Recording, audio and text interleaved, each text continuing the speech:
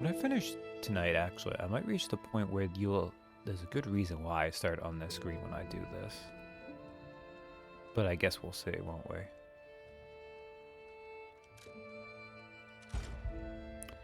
Rosa Isabel Street.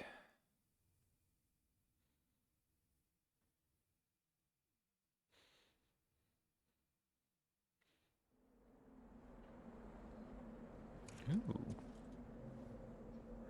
Well, I end up being fine. Alright. Oh yeah, we're going right into it. I could have done like an etiquette pun, because we're gonna see... that's fine too. Oh, my Melody. This is her wedding ring. Our marriage should have been filled with joy. I failed you, Melody. I'm sorry. I should have mentioned she's a puppet. But she was real to me. I saw a shining soul inside her. Others laughed at me, but I knew the truth. I knew that she was in love with me too. Oh yeah. Maybe I'm crazy though. Whoever heard of a human Arrived the and a puppets and puppet in people. love? Can you tell them we'd never seen her before? Or we could say we saw the message she left saying she loves you. We want to lie because we want the cat to like us, so... Melody. My Melody. Your words were everything to me. Funny that this game would have both. She was my guardian angel. The reason I survived the Krat disaster. Even puppets have hearts, do they not? Perhaps all we need is something that helps us perceive what they're feeling. Sorry. I ramble when I get upset. Here's your reward. I think you deserve this ring more than I do. I'm more than happy with Melody's belongings. I wish I could offer something more, but this is all I have. Please, remember the love Melody and I shared. Who knows? Maybe you'll find true love one day too. I mean, we're definitely handsome enough. We get the sad gesture, and we get a wedding ring. Isn't that nice? Alright. Where's sad? Perform the sad gesture. Those who have felt loss do not need sadness. However, it can dull one's pain. You know, I never actually have us use it.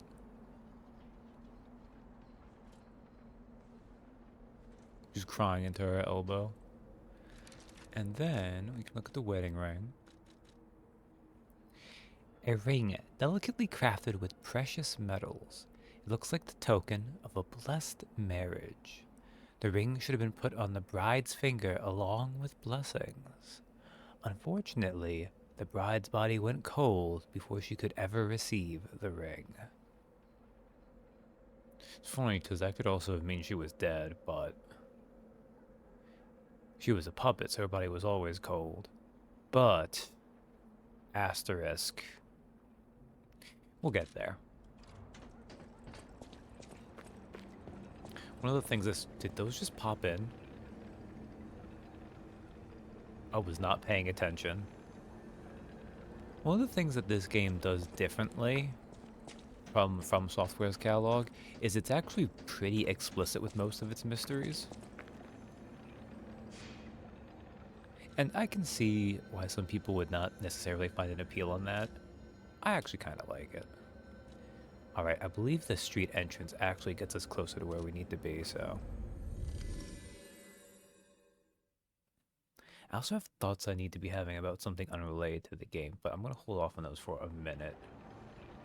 We can wait till we actually get to the next area, which we're close to. If I can remember what way to go. This way, this way, this way. Oh, you know what?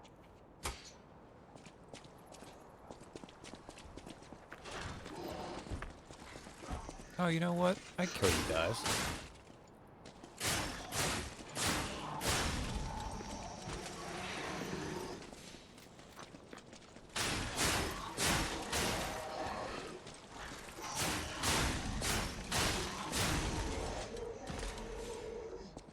Maybe I shouldn't bother doing that.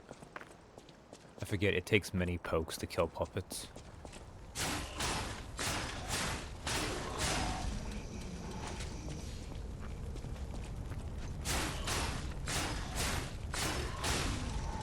This one we don't want to leave the follow after us, though. Okay.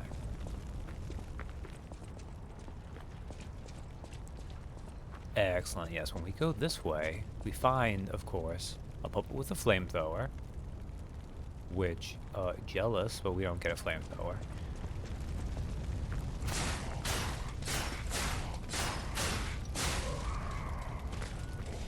Now, this is an interesting little bit. So there's a trap coming for us. Easy enough to avoid. So look at this kill corridor. There's a gun guy right there to the right, if you look between the lamppost and the burning trash. Right above him there's one of the throwing guys. There's another of the throwing guys to the left. You can also see another gun guy. Right, let me get him on the... He's right at the very right of the screen now. And in the distance, we can see what's clearly not a regular enemy. So it's a little cheesy, but the best way to do this is you run. These guys try to burn you. Keep going like, okay, what's so bad? Oh shit, it's a boss.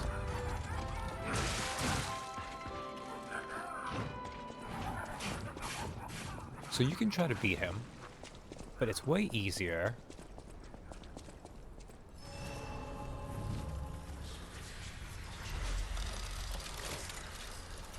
to get the save point first.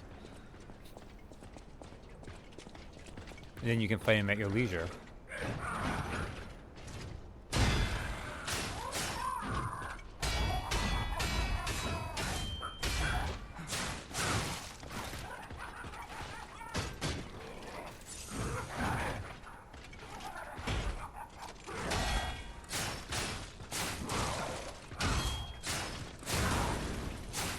This is why people don't like clowns. It's true. Clowns do suck.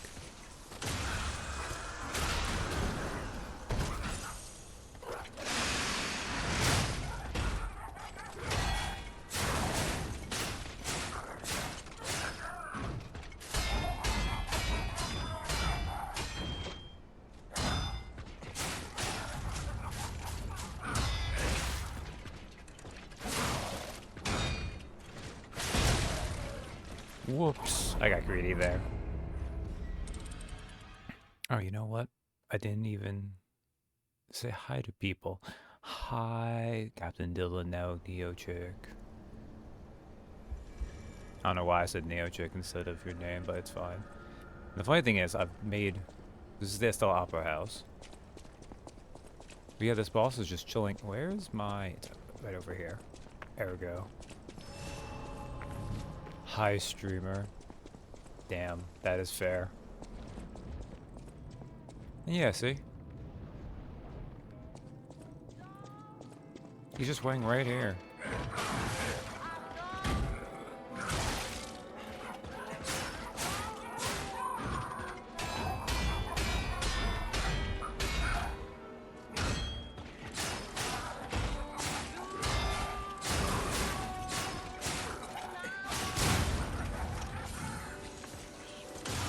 Yeah, he's pretty durable. You know, let's put him on fire, too.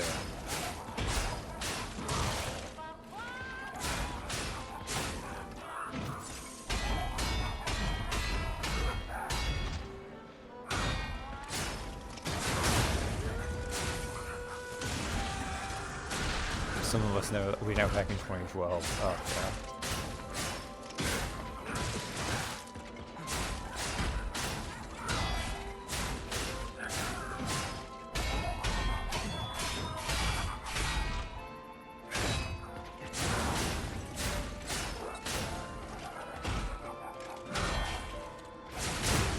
This camera angle is fine.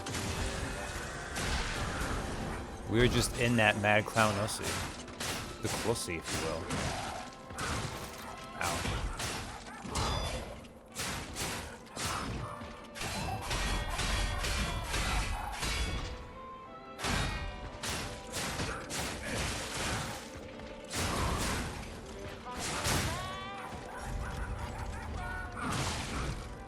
Damn. I should have just gone out of the corner there.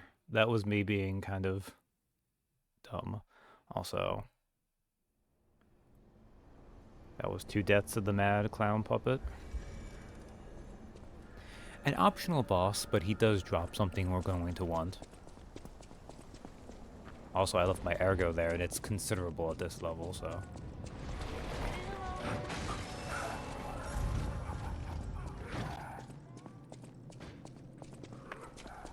Yes, he does have an extending punch. It's shown up a couple times, but that was the first time we got really on there. He's made of springs, I guess? Probably springs. There you are, buddy.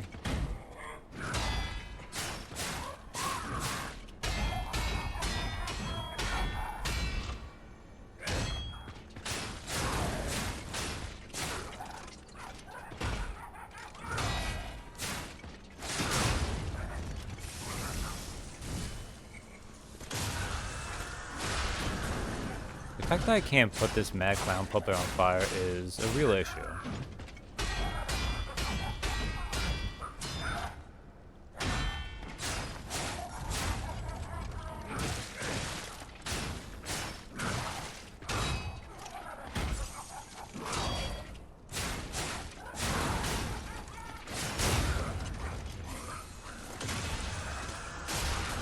Turns out being made out of metal, he's not very susceptible to put on fire.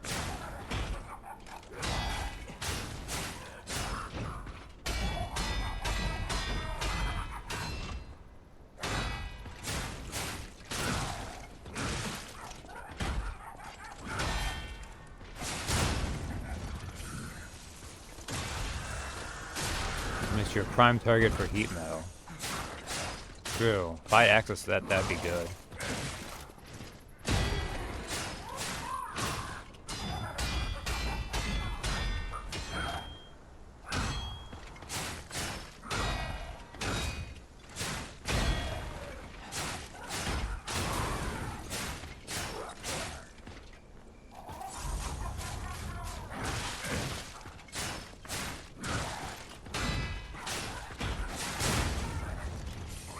Oh man, I'm not very consistent with blocking these.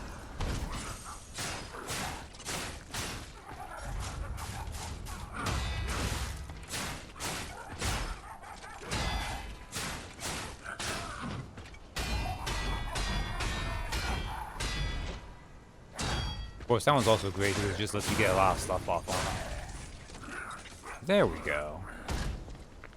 So yeah, he drops a fair amount of ergo. Like, this is still like a level up for me at this point, and a quartz. In honor of the happiest days of our family, because of her presence, I still miss you, Camille.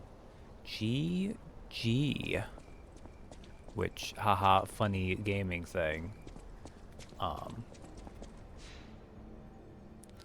But also, I wonder who might have the initials GG.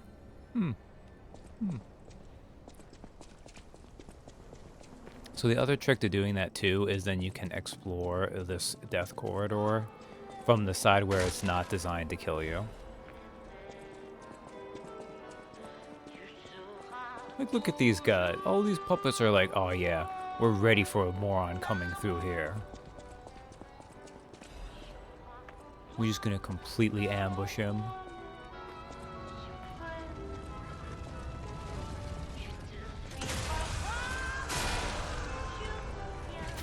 Are you still alive?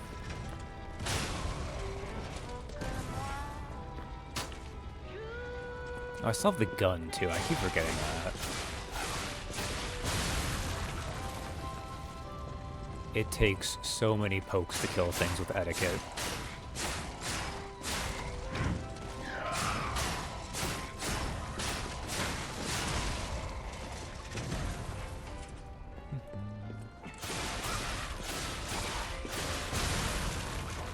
I guess politeness kills, but no one said it did quickly. But yeah, I do kind of... This is... I mean, this is just classic game design, but also, like...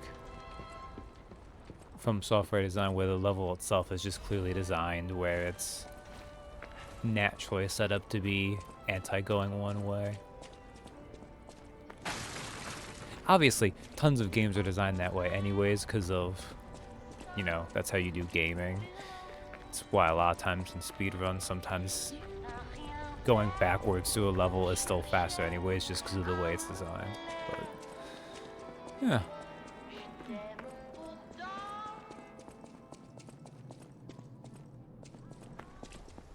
I've never tried a speedrun.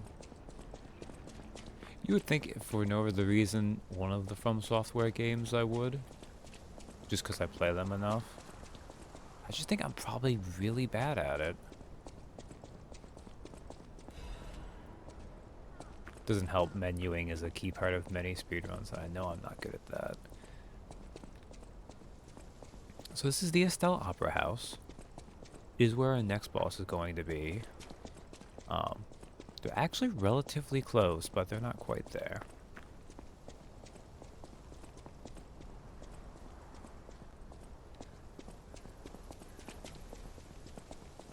I thought there was an item around here, but I guess there isn't. And if we check here, in celebration of Lady Sarasani, the Queen of High Society and the sponsor of the arts. I don't know if Sarasani does anything else. Alright. We have nowhere else to go right now. Although I think we should probably spend some of this ergo. No, I think I might be coming up on something I can spend it on, so. And what do I have here? Only 3 Legion calibers. Okay, it's not worth it.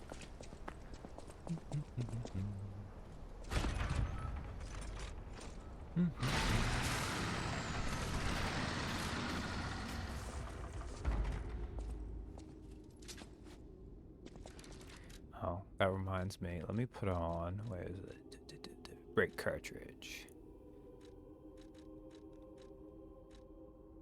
Did I miss? Okay. I guess I might have missed something. And we'll leave the strike one on. So here's some of these little...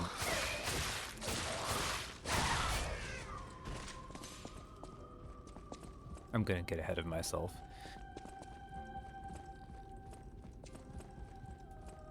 There's a new puppet enemy type in this. They're very interesting. It was a... Well, we're gonna see. So we've seen these before, but they have this weird glow to them, right?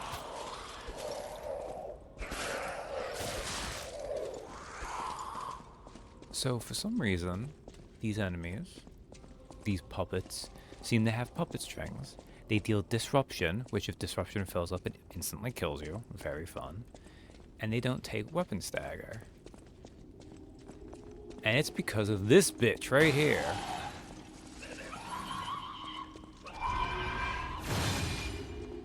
Now...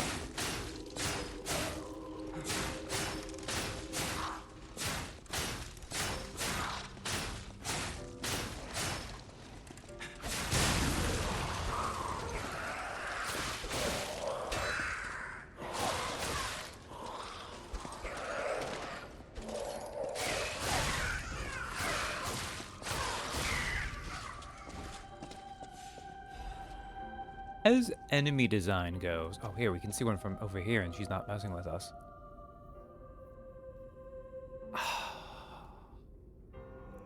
This is a good enemy design. But... I mean, it must be whoever ordered the puppets? Spuppets? Spippets? What's the term here? I don't know. So it's made to be like an opera singer. She's even got like the big poofy outfit going there, except it's on top of a spider. It's kind of a Drider design. Except they just have Because they look like spider legs mostly, except they end in like high heels. The, whoever made this or ordered these had to be a leg man, right? Just like a complete and utter leg degenerate. Goes like, I mean, who doesn't like a nicely shaped leg, I guess, but this is taking it way too far. They have the whole spider thing going on. I mean, maybe they were also into monster girls. It's just a lot. And there's multiple here, too.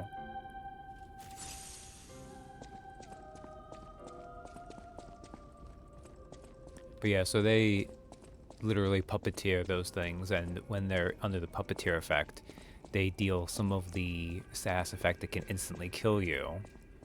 And also they don't take hits on, which is the more annoying factor. That people be fixed as long as it doesn't hurt anyone, I say. This is fair. And they didn't design their weird sex puppets to originally be murder machines. That just happened after the fact.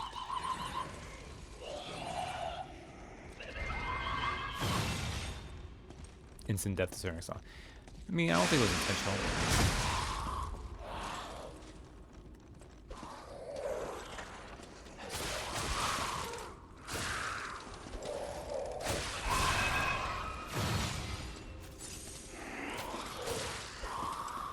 So on the bright side, they don't spawn more of them. They're just really annoying to take out.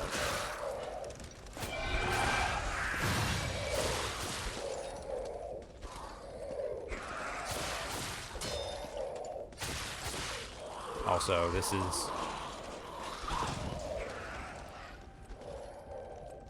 Okay.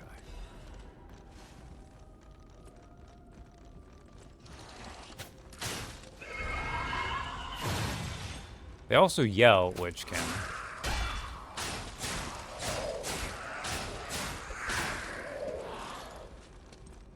And then the other annoying... Oh, I think something I've never actually mentioned, you may notice, enemies actually recover some of the damage you deal to them.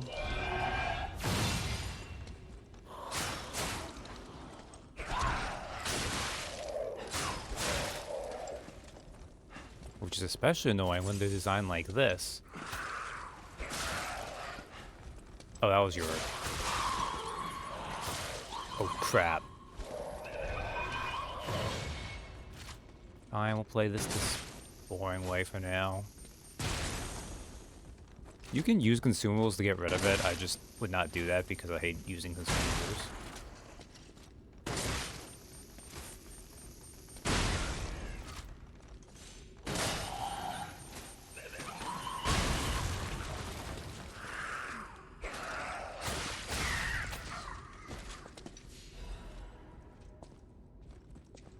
Yeah, this is probably, if not the worst, one of the worst enemy types.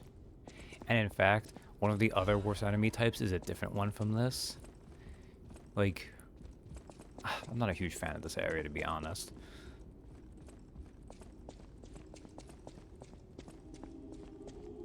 Like, the level itself is okay, it just happens to be chock full of really annoying enemies. Which is unfortunate.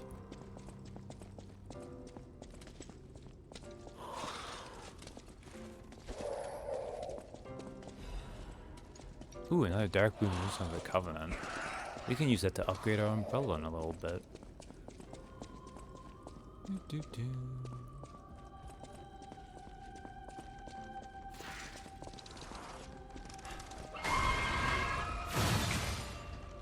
Ooh, you got me with that too. Nice.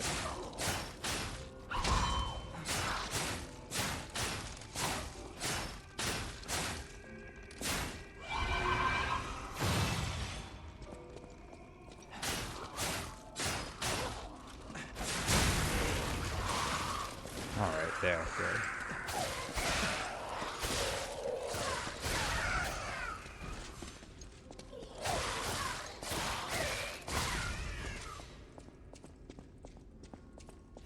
A lot of this just feels like real classic horror puppet design, actually.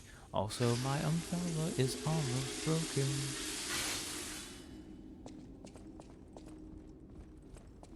Ah, alright. That's the way to the boss room. That's not even spoilers because you can see one of those things right there. The cracks calling.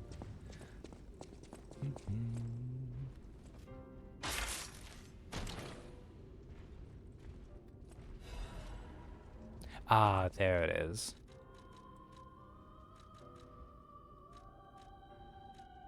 Cup Union. No, I just haven't found the Arch one.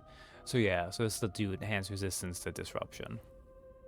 Which is the instant, although it does barely anything. Oh, it's because I'm wearing an Arch right now. Right.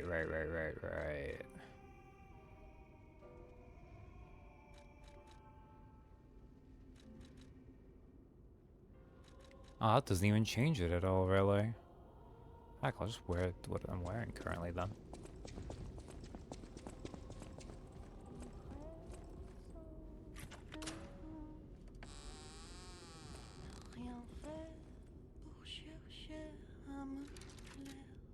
What am I wearing?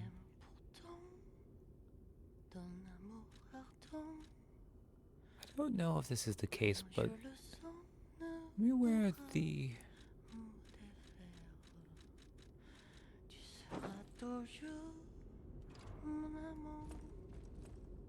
Look, she's listening to music too. She does not look like she's very happy.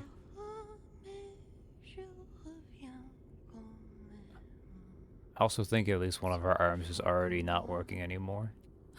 Oh, who are you? You're not a puppet.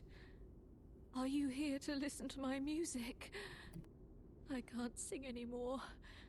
This petrification disease took away my songs. Riddles. I was fooled by him. He said this place was a shelter. Patricia, I'm so sorry. I mean, I don't know why you would trust anything Arlecchino says. Although he doesn't actually lie to us all that much. But he is also clearly a sadistic asshole. Ah. Oh, Patricia, I'm so sorry. Actually, she doesn't just want to sing. Parched. Just a taste of fruit. So,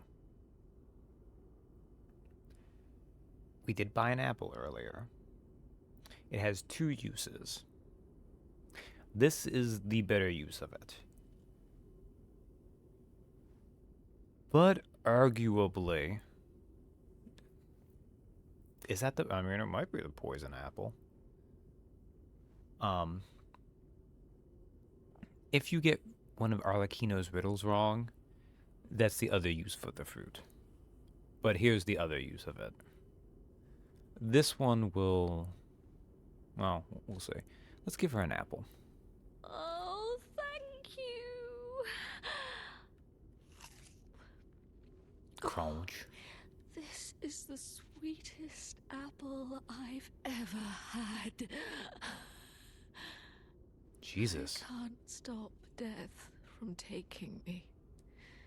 But I have enough strength to confess my sins. There's a taste Can of you almonds. listen to my last confession? Patricia, I coveted your voice. If I can't match it, then even if I have to break you, Adelina Corday must have it all. I know it's wrong, but still, I love you. So, yeah. She might be like a pretty good singer, but her sister was a better singer, but Adelina wanted to be the best singer. And you know, there's an easier way to be a better singer than someone else. If you ruin their ability to sing, that is. I know it's wrong, but still, I love you. That is a sentence in isolation. All right. So that's the end of that for now. Similar to, what was her name? Cecilia? the nun that we gave Father Andreas's amulet, that will update later. Poor unfortunate souls. Oh man.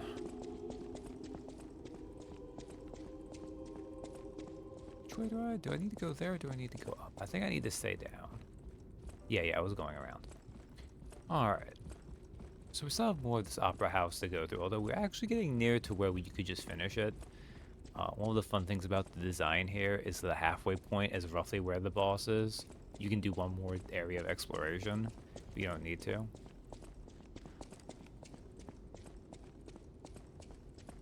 Although I say that, there's actually one kind of tough little enemy coming up. They're a basic enemy, but... Oh, actually wait, there's two things coming up. I wish I had more falcon eyes for this, actually.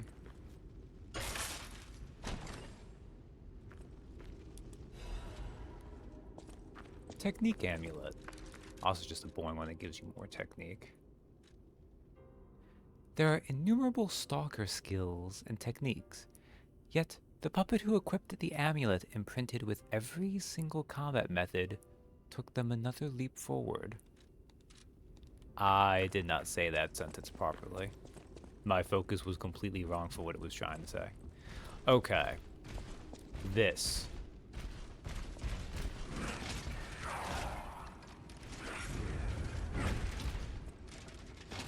I don't even know quite what this ballerina puppet is I'm looking at.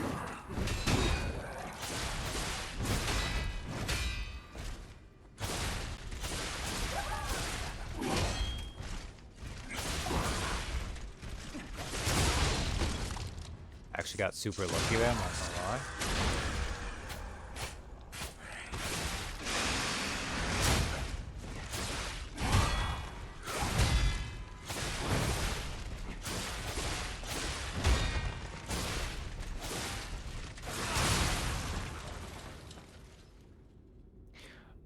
Okay. Pretend instead of being competent there, I wasn't. Those are pretty tough, though. I'd say they're like... Maybe... They're definitely top 10 toughest mobs. Maybe even top 5. Especially for this part where you reach them. I just happen to remember how to fight that and do well. Oh, the exploding pickaxe. That sounds fun. Has flame strike and conserve energy. Flame strike. Rush forward, jump, and deliver a downward blow. When you cut downward, explosions will deal fire damage to the surrounding enemies. After attacking, your weapon is temporarily imbued with fire. Oh, I moved off it, didn't want to do that. Also moved off that, didn't want to do that.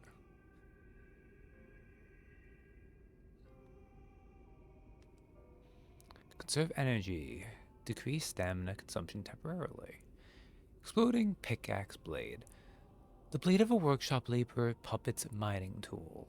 An explosive device has been added to the blade to break up the hard rock in the ergo mines. Why am I using laborer puppets that cost so much money, you ask? Because we can't have humans explode. From a conversation with the workshop laborer puppet supervisor. I mean, fair enough. God dang it. There we go. Exploding pickaxe handle. The handle of a mining tool used by workshop laborer puppets. It is sturdy and heavy since it is a tool for puppets and not humans.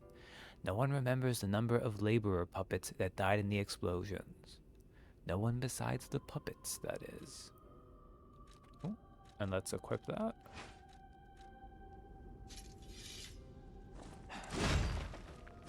So I think it's mostly just a hammer except for flame strike, unfortunately.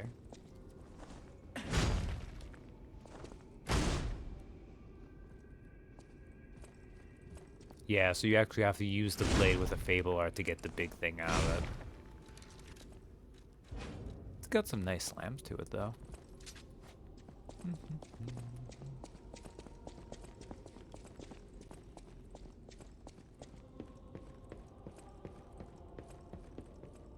Oh hey, she looks a little bit familiar. An acceptable punker.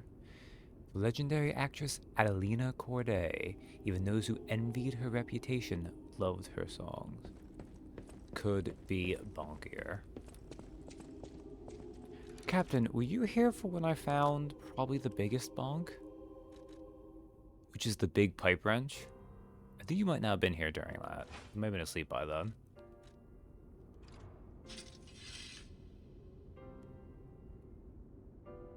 Yeah, one of these weapons you can just use as a giant pipe wrench.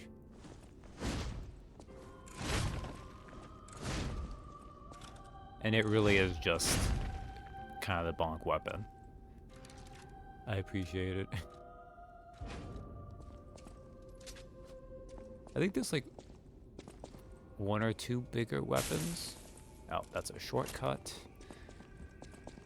That wrench isn't monkeying around. Oh, classic. Alright.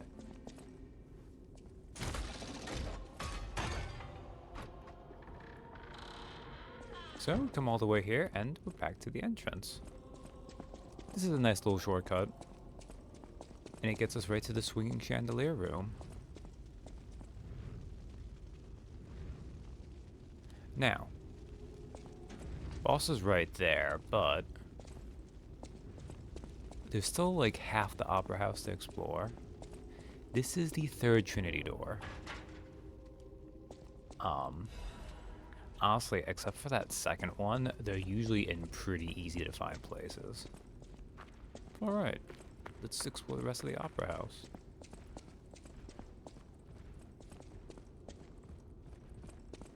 I remember which way is not the pivotal way to go. Okay, I think this is the way I want to go, which means I want to go the other way.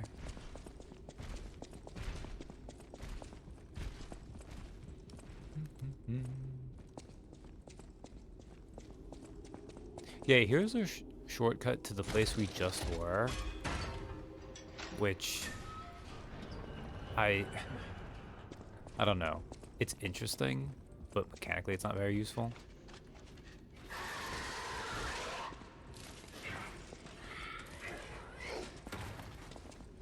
Who?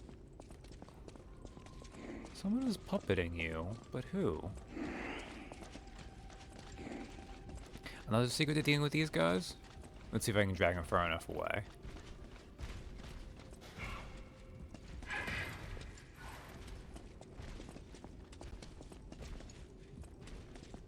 Because this string thing has a physical limit to it.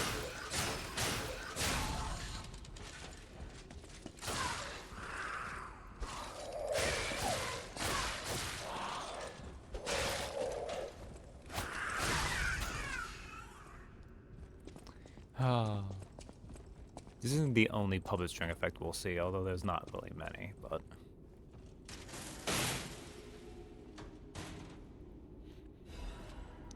Incredible Vanini collection. I knew there was a reason why I didn't want to spend this ergo. Where is it? Here? Here. The Incredible Vanini collection. Pulcinella stocks new product. A luxury collection box inscribed with Vanini's mark. Pulcinella at the hotel is sure to know its incredible value. As the richest man in Krat, Vanini became known as a collector of exclusively luxury goods. The Vanini collection is the comprehensive set of luxury items he curated. So you get Krat supply boxes, which go to Polendina. I forgot his name for a second. And then the Vanini collections go to Pulcinella. Anyways, here's another one of these assholes.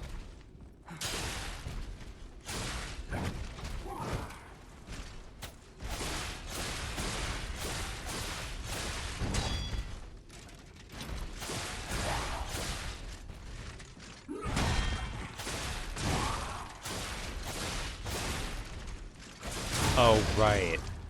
So shock destroys your ability to regain stamina, which is why it's really annoying.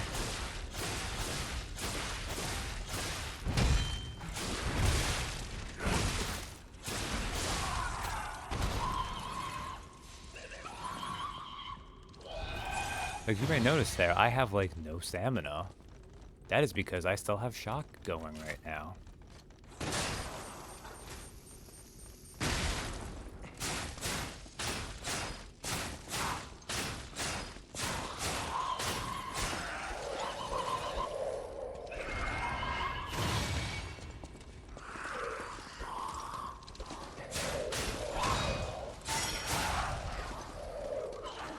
Are you still alive? No, you died. Okay, good, good, good, good, good.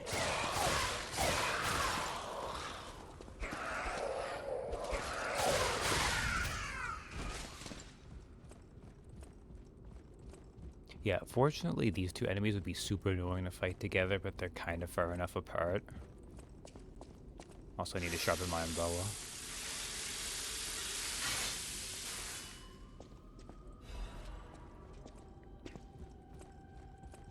It's such a dumb sentence to say, I need to sharpen my umbrella.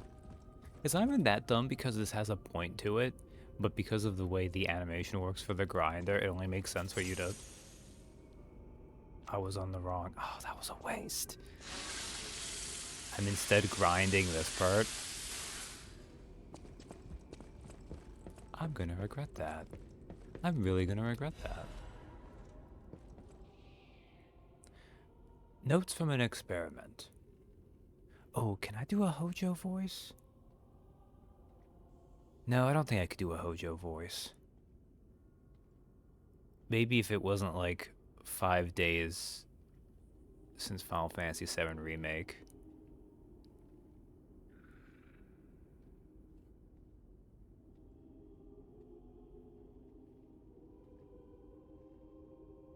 No.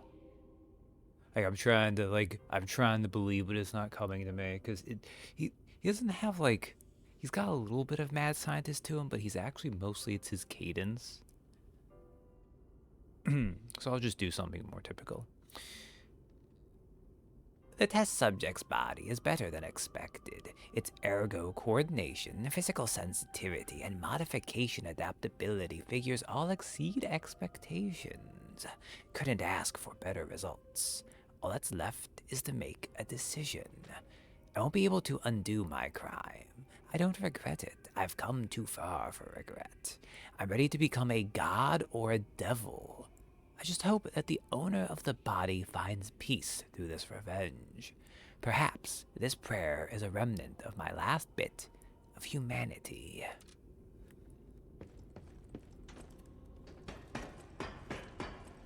You always know when someone thinks they're going to become like a god or a devil. That's the good stuff right there.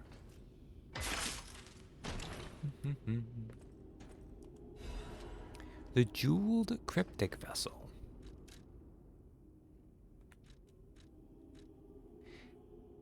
An encrypted storage device in the shape of a metal cylinder. Vanini might be able to decode this device if you ask him.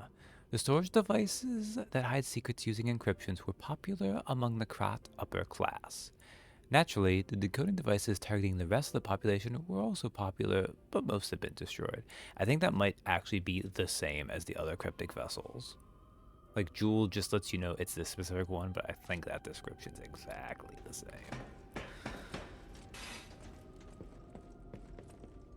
Alright, let's go down this way. This is gonna be... I wish I had a heal. I feel like I remember this part being pretty... Whoops.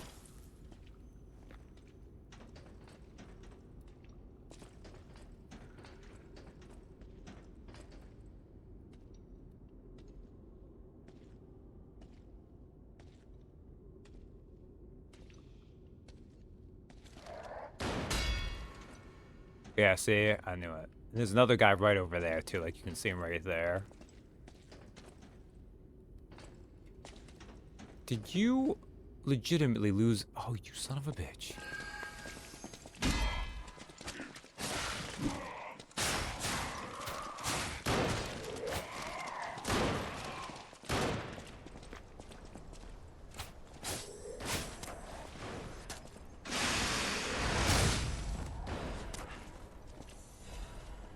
Come on, hit it, hit it, hit it, hit it, hit it. Yes.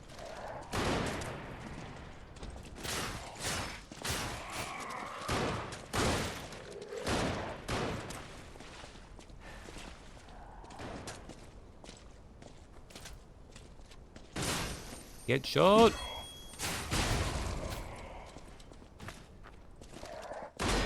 Joke's on you!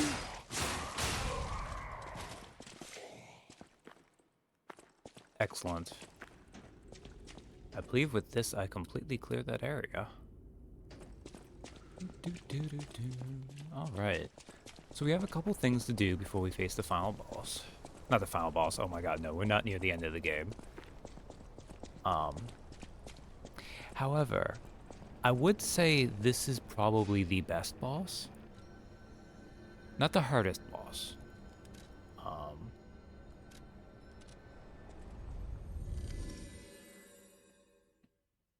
But you'll see. There might be a couple fights that are possibly the saddest boss. Yeah.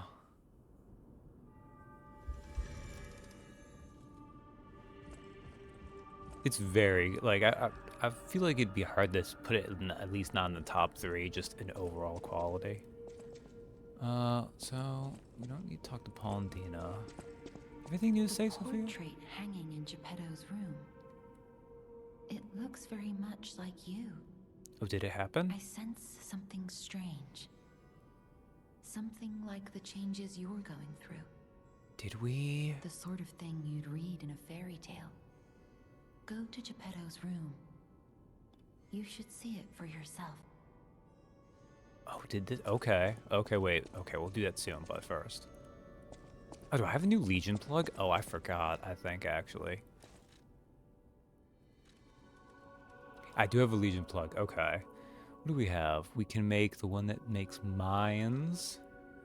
We can do the one that does acid. Or we can do the shield one. I'm bad with all of these, to be honest.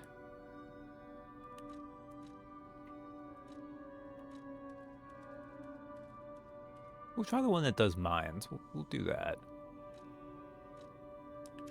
Deus Ex Machina.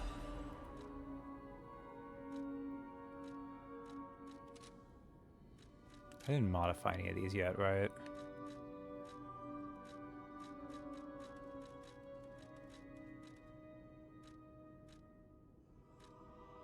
Yeah, I didn't modify this yet. Okay. So we'll put on our new arm. New arm, who dis? Switch Legion arm. Deus Ex Machina. A Legion arm that can install a motion sensing landmine. When the landmine is buried in the ground, it explodes upon enemy detection. Originally, this explosive device was created to blast bedrock. Once used by laborer puppets, it has been repurposed as a butcher of puppets' armors. So this is the... Oh, it's a big arm. Look at this chunky thing. Oh my god. This is goofy, I like it. I always welcome friends. May I be of service? Oh, while we're here, actually, go to lightning. No trouble at all. I almost consider it my oldest hobby. Trust me, I won't let you down. There we are. A deciphered cipher just like, well, just like I used to make. If you ever need me to help you decode another message, I'm at your service. My arm would die. Well, keep in mind, this would be after your arm died, and you had a robot arm instead. Jeweled cryptic vessel description. Orders. Check the ground at the end of the cliff of Krat Central Station Street, where there is a good view of the ocean and Krat's landmarks. Appendix. Shorthand report from the time is attached for mutual trust. I'll give you as much money as you want. Just let me out, please. It's my duty to protect you. Please follow the directions. There are puppets everywhere. Where do you want me to go? So Italian-esque is the accent your lizard folk will have, right? Oh man, No. My only Italian I can do is an awful Mario, so... Let me just show you what it would be like. First, Krat Central Station. If you fail to escape, head to St. Frangelico Cathedral. Archbishop Andreas is accepting refugees. Are we going to survive? That's in God's hands. Just in case, I have buried extra equipment on the beach by the train station. There you can do your repairs. We're counting on you, Melamfo. Old timey gangster voices are out. Whatever he's doing is in. Why are other people doing gangster voices? Meh, see? That's all I'm gonna do for that, by the way. Well, first Krat Central Station. If you fail to escape, head to St. Frangelico. Okay, no, that's enough. Okay, let's talk to this dapper butler puppet and... At the House of Vanini, even priceless things have a price. Every item is a treasure of distinguished quality and superior provenance. Hand over the incredible Vanini collection. It's incredible. Master Vanini carefully curated this collection box himself. With it, you have returned to us what was stolen. You have our gratitude. The House of Vanini always keeps a few special items in the private reserve, sir. Only for our more discerning patrons, of course. Now, you say you're alternating between Deep and Brooklyn Rage. Do you mean you're deciding between the two? Or do you mean your character will do both voices? Oh, apologies. But for different times or reasons. We could all do a Christian Bale Batman when we're on the heist. I'm sure that wouldn't become incredibly annoying to Dill the first time we have an execution phase. Character will do both for different reasons. Okay. At the House of Vanini, even priceless things have a price. Every item is a treasure of distinguished quality and superior provenance. As if folks just do all the accents because that's their thing. You say it like I also would, you wouldn't also do it. That is true. And then we would all be like, why are we doing this to ourselves? So, I'm gonna buy these. Even though I'm probably never using them, but I always like to have them. We get these better liners. These are the Belford fiber reinforced. Well, Belford and then it's multi-layer fiber reinforced spaced.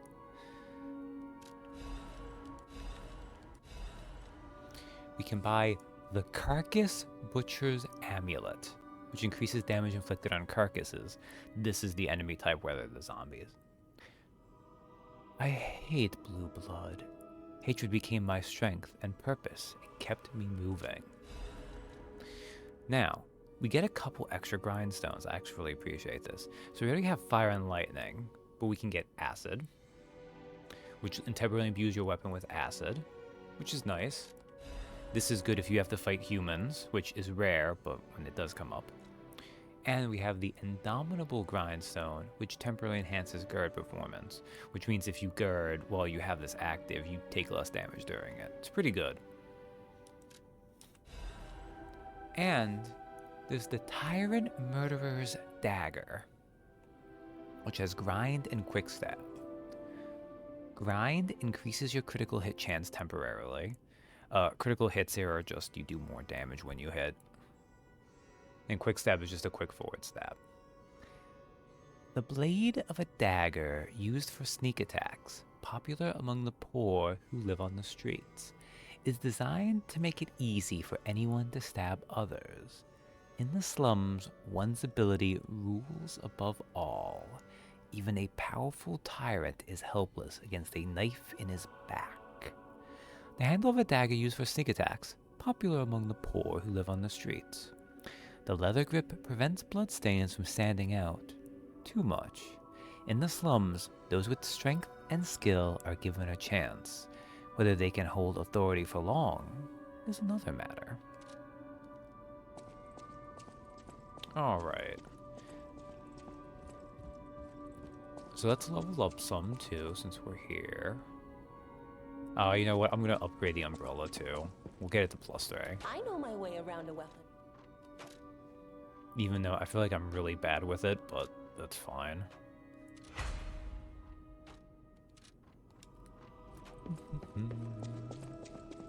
Oh, One thing I could do, though, I have a bunch of handles now, too. I know my way around a... So I didn't realize this is my first playthrough entirely. You can also alter the handles of the boss weapons, too.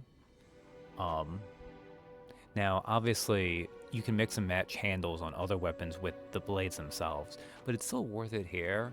So, like, motivity would decrease it. But since I have technically a little bit more technique, I could do this, but it would only give me 2 more damage right now. It's not worth it. It's not worth it. It's not worth it. I'll use my power to help you. Like, it's technically worth it. It costs me barely anything, and a little bit of damage is better than nothing, but... Oh, right. I don't want to commit to... Oh, I don't want to commit to a stat yet. The problem is...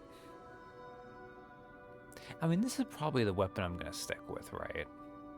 Because I've actually played with the next 2 boss weapons, and the next boss weapon you get is incredibly dope, but I've already played with it. I don't think I would want to do that again. Even though I think pound for pound it is one of the coolest weapons. Yeah, we can always change anyways. I'll start getting damage, I guess. Ooh, that cut into my ergo a ton, okay.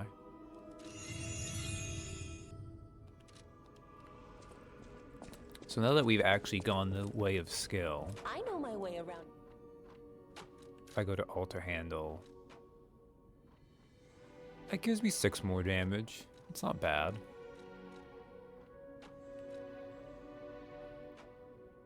If I, like, did this to make it more of that... Now, amusingly, you would never want to do this endgame, because eventually you would get so much ergo you would pump up another set anyways, and all weapons would functionally be better as some kind of quality, I think. I don't know, I've never actually looked at the maxed out stuff for this.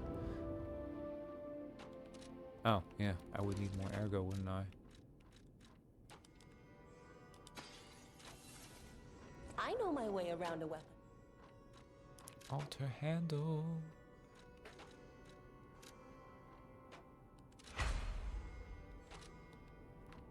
There we go. Okay. So, Sophia mentioned we should look at our portrait.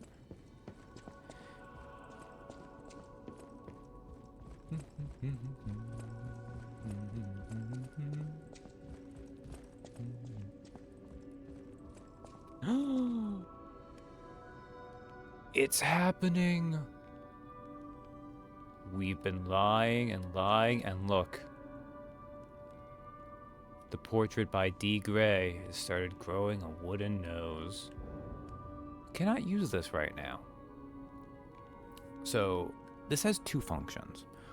One, as you develop and do more of the lying / becoming human stuff, it shows you your progress on that in a degree. Symbolism. And it has an end thing it does when you get all the way. Okay. I give us a 50-50 chance. We might have hit stage 2 of Cat, or we might be too soon. I don't know if that happens at the same time as the nose. So, we have to see, will the cat like us? Yes!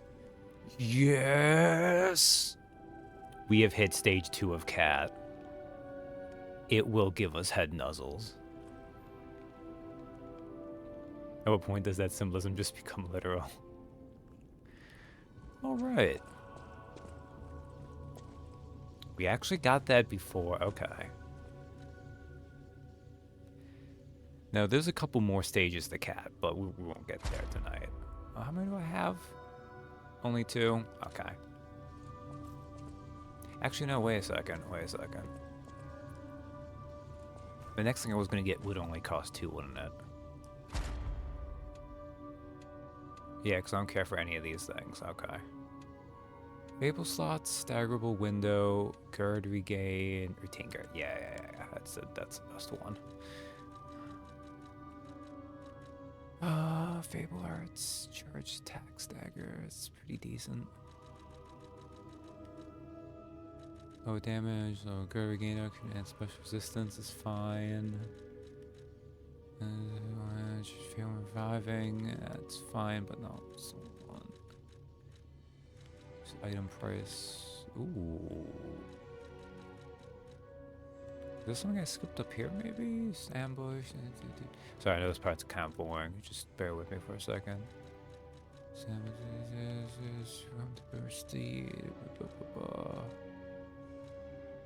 it doesn't even have to be super optimal. I mean, we can coast a little bit anyways. We had the awesome cat moment.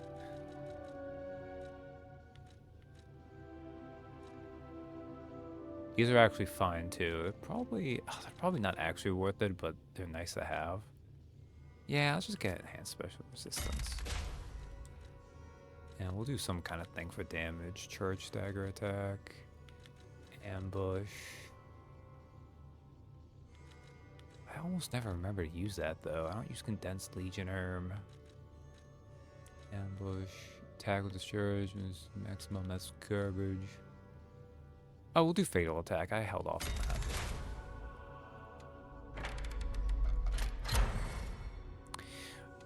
So phase 4 is the next one that has a bunch of good ones. We can get another amulet slot, which we're gonna want. Increase special grindstone uses, so we can get 2 of our refilling buff. Another fable slot, which has its utility. I've not been using it, but I don't like this thing.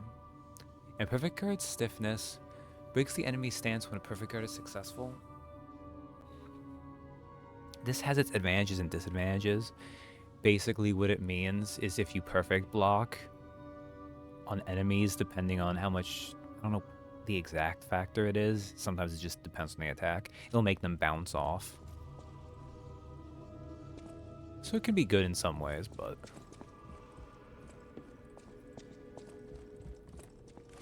Alright. And everything is coming up Pinocchio. Okay. Oh, actually, before I need to get to this boss. I mean, we've already accomplished Cat, which is important, but the boss is going to be good too.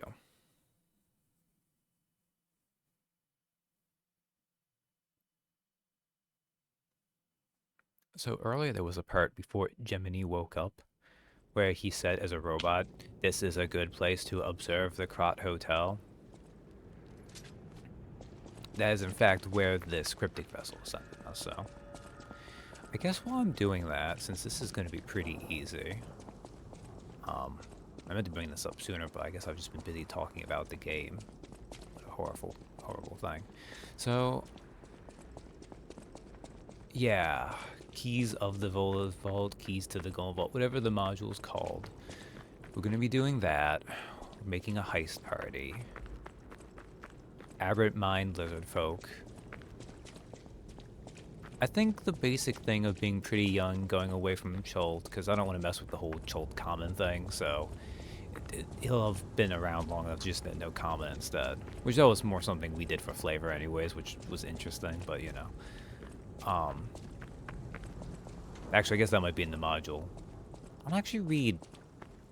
I guess that's kind of weird, but even after we've done them, I don't usually go back and read the modules at all. I guess I'm content to let our version be just how it exists in my brain.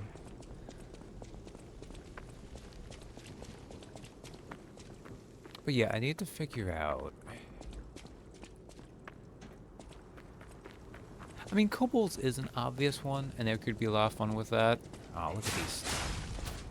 Oh man, I can kill them with 2 pokes of my umbrella. These are some nice basic enemies. The language thing is sort of in the module. It was like flavor, but not mechanics. Gotcha.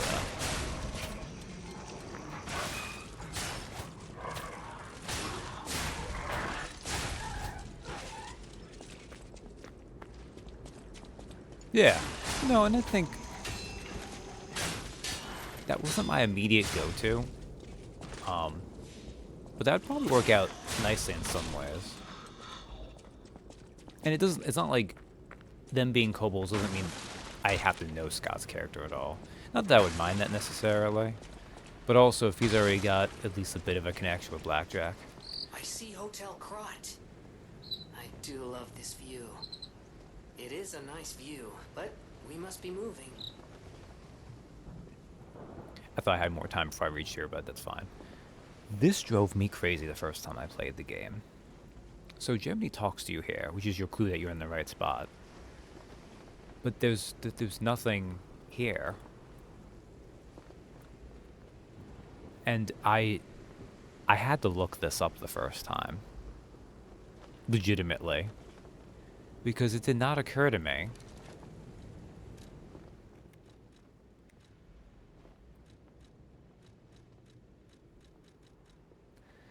that the check ground gesture had a mechanical function.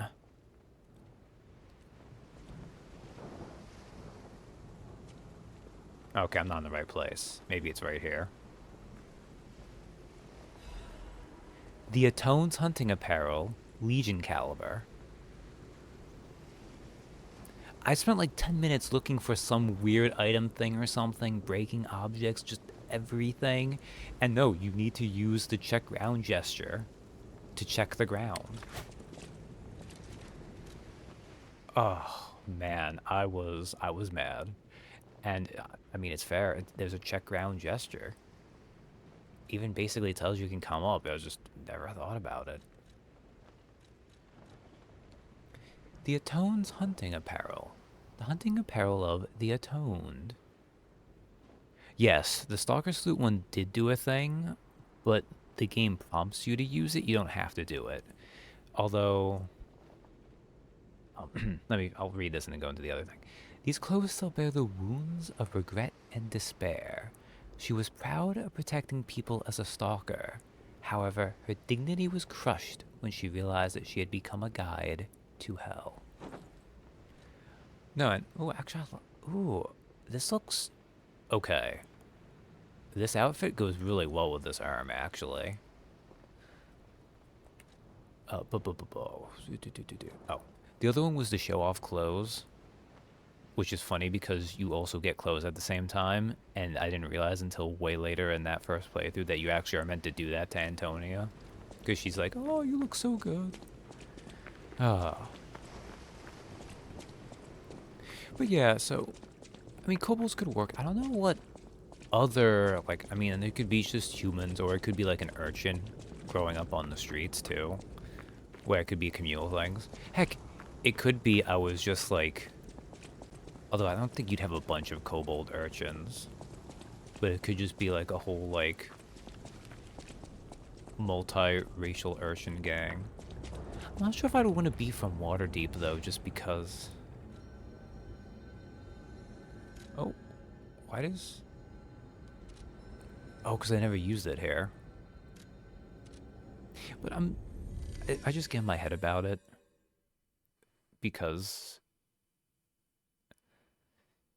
all that stuff is, I think more people know about that now than I would think they do. I don't even mind that it's within our group. I mean, I guess the big thing would be if I came from Baldur's Gate instead, because there's actually a game with that now, right?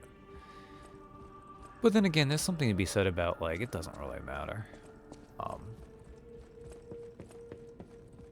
And going from, like, I couldn't go from a no-name place, I don't think. I think that'd be kind of weird and standoffish. Although you can do fun things with being like, I'm a country bumpkin. I just happen to be a weird thing to be out there. Anyways, I'm gonna grab gold coins. Gold coin fruits. But what connections? Because, like, if I do kobolds, I mean, I could just do, like, I could do a connection with Scott where I just, like, I know them from being, like, a kobold function or something, or just passing them by. I don't think I'm going to be too young, although I think I'm going to skew on the younger side for this character, so, you know, could have always met a bartender in a bar. That's everything. Go to the opera house. I don't know about, because I assume Blackjack's still working on his character. I don't know if he's gone further in that. And then I could see about reaching out to Mirko or Donnie. I just wouldn't be sure what to do with either of them if I could Because I'm thinking I'm gonna be kind of impressionable. Which could just come from anything. It's actually could come from... Also, yeah, I've spent my ergo.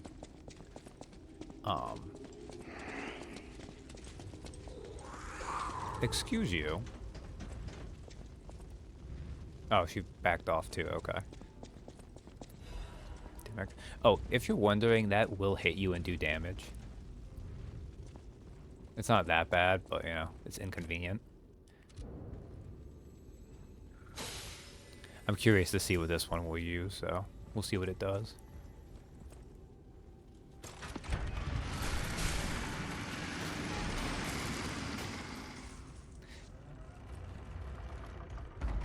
Also, this is the major midpoint boss of the game, so it's gets a cutscene.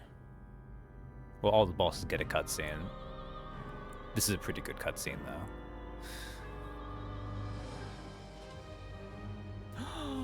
Papa? No, it's a papa puppet. A puppet? It doesn't work though, because that sounds like poppet, like P-O-P-P. What are you talking about that?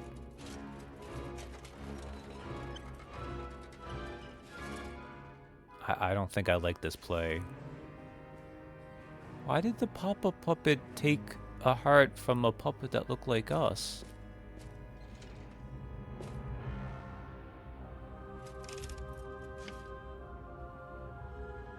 Yo, I think this play is slandering our papa.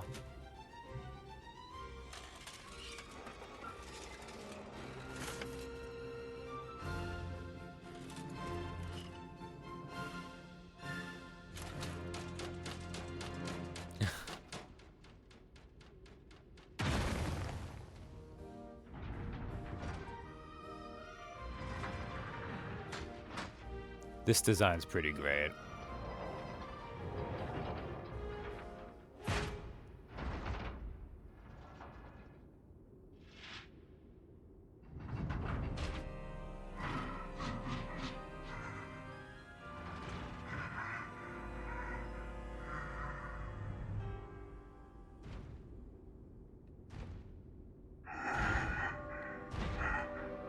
I was wondering when you'd show up. You've kept me waiting.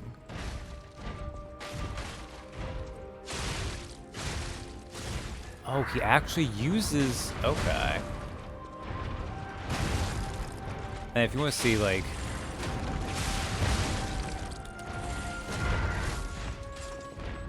This is what, like, dropping those do. And besides consuming Legion, you can also only do so many so also. Oh, are they timed too?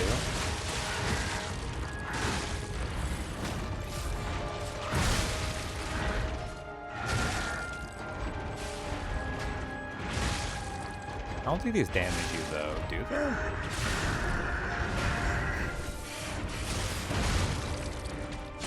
You have to trust? Lives are on the line? Something like that. That came out faster than I was expecting.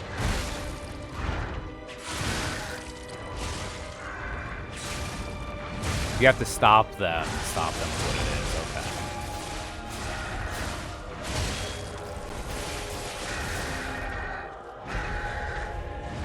okay. Oh, that's just you're wrong, listen up, which makes sense.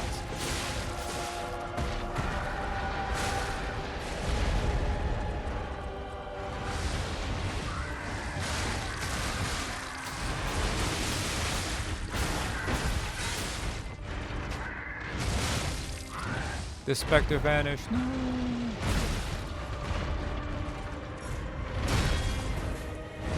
Oh, I actually timed that. Wow. I'm glad you came back, buddy. Insert, I'm not your buddy, pal, etc., etc. Oh, I'll put down the death counter. Like, I could try to do those with the Spectre, but I don't know, that's not what I play these games for. So yeah, even when you have a hard time making those out, And I don't know if those are a little bit clearer, or it might just be like the boss arena, the way he phrases those maybe works out a little bit better for it or something. I feel like he's one of the easier ones to read most of it, if not all of it. But yeah, something's going on with the King of Puppets. I'm still on the dais. That's fine. This is true.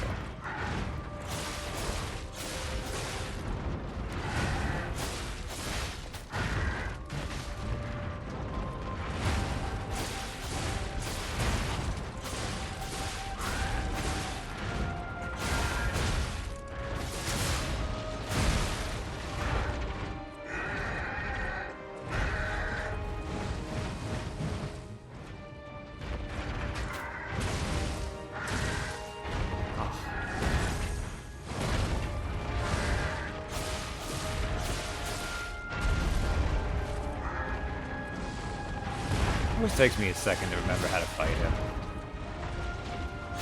Oh, back off. Oh no!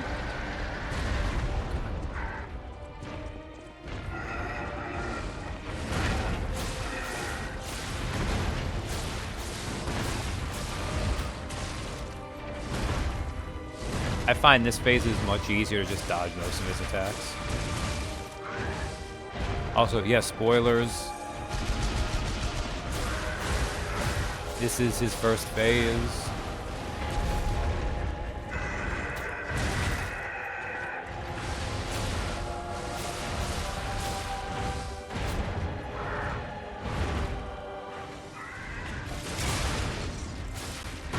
It would be kind of wild to me if someone actually expected this to be. Oh, you? Oh, I'm stuck in him. Damn.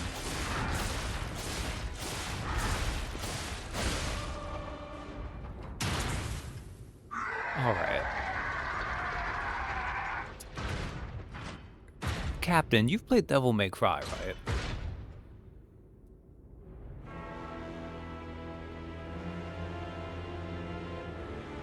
Can you tell me what Virgil's doing in Lies of P? I'm sure it's a coincidence. Seeking power.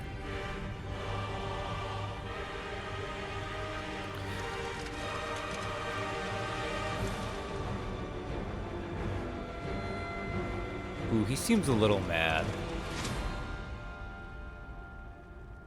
And there is his weapon. It's the boss weapon you were on. I have to kill you to stop it all.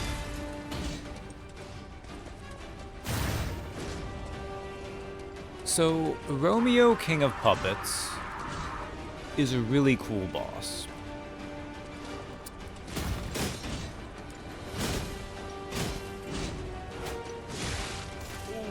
He styles on you.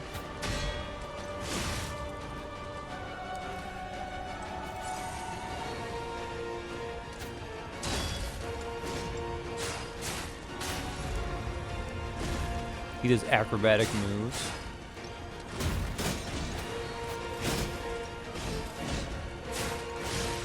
Ah, I forgot you follow up with that.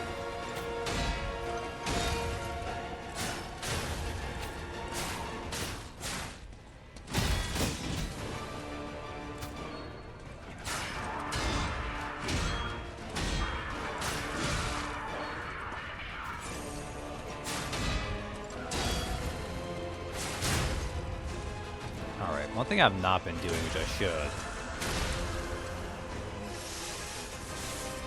He is a puppet, so he does take electrical damage.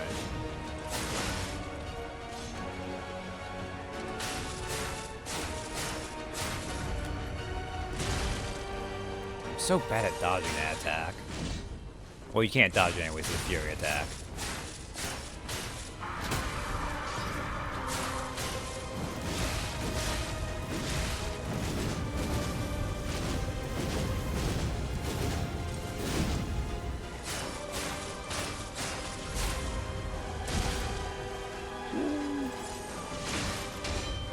Why are you so cool, Romeo?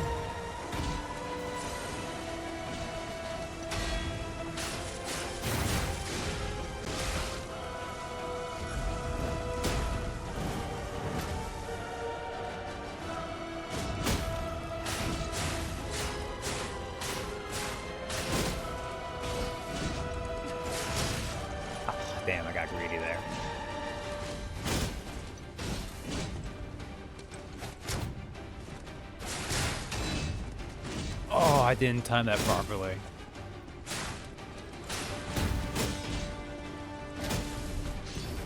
Oh, that was a mistake.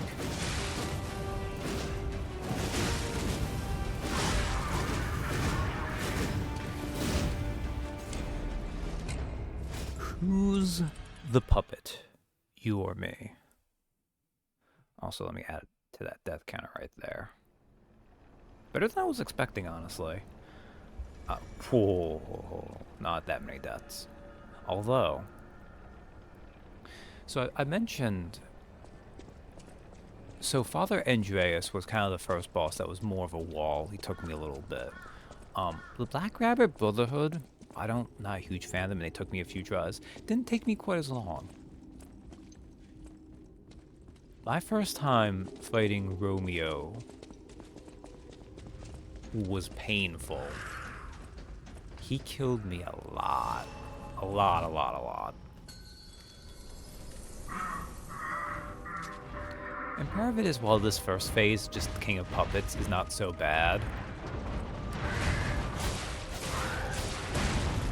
Like most classic hard phase 2 bosses,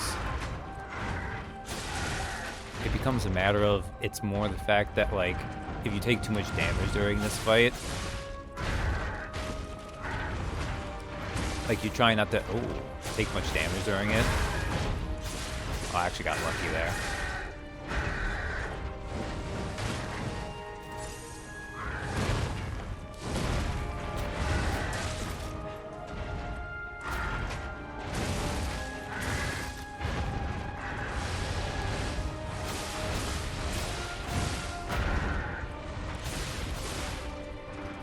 Back up.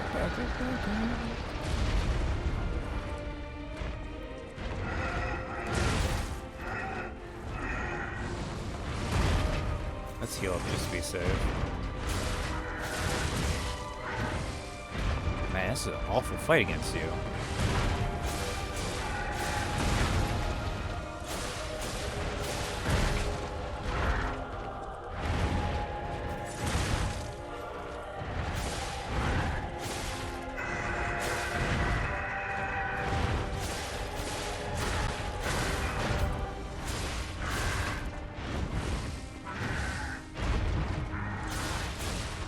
That was better, although I'm a little bit close there.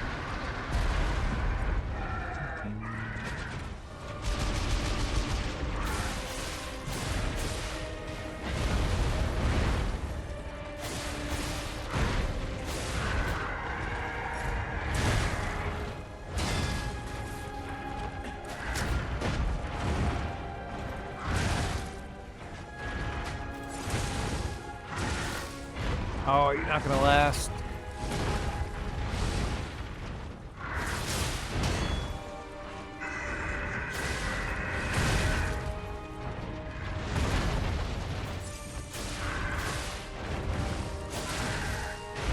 Oh, man.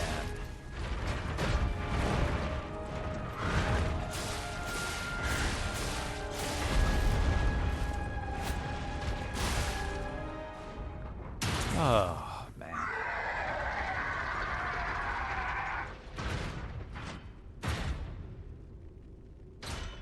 It's pretty interesting, too, because, like, what we see of here before he explodes, obviously once he explodes, he's, like, half Terminator looking. But he looks pretty human to begin with. Like, not as human as Pinocchio here does, obviously.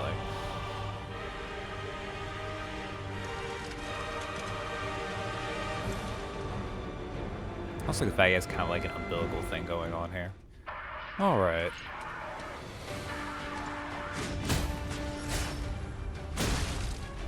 God dang.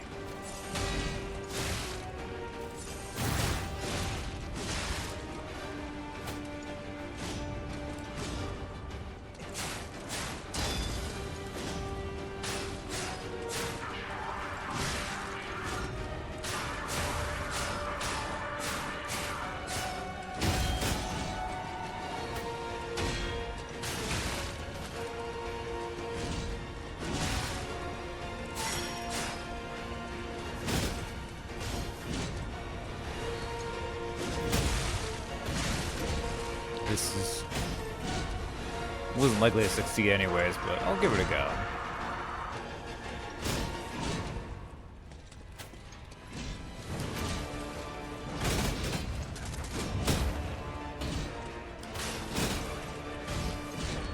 Man, he's cool.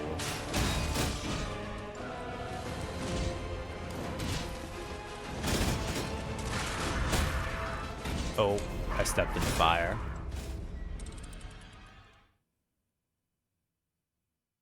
It's going to be okay, as long as I'm by your side. Fire is indeed hot. Although, actually, that was really a death to the King of Puppets phase, because I took so much. That was incredibly... Ugh. Oh, man.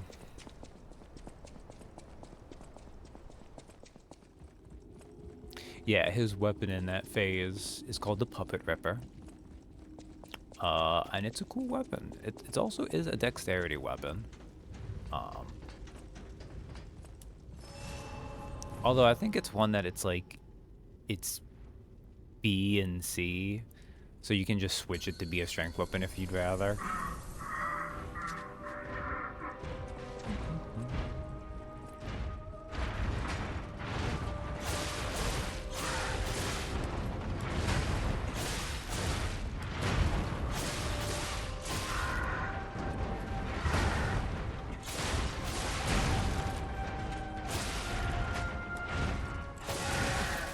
I always forget that comes out too quickly. Almost in some ways, having a really quick to attack weapon can be a disadvantage. Because you'll seek to attack when you really shouldn't just hold on.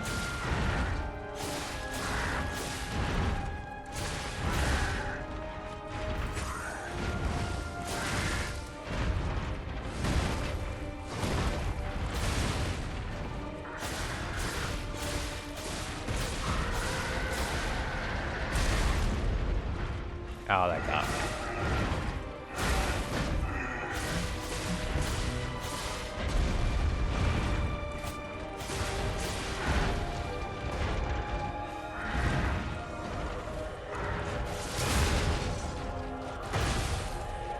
Alright. See, this is a better first phase. Going into this phase with the majority of my heals. Although I took full damage from his first move, which was not smart.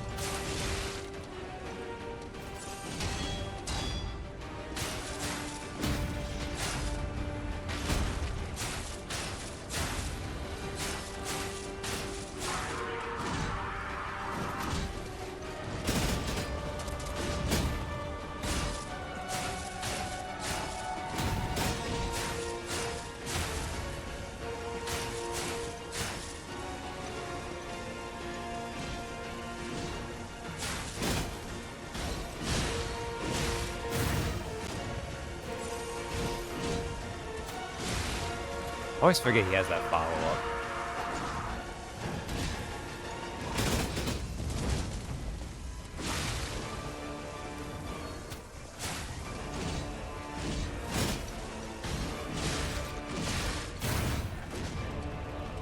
Ooh.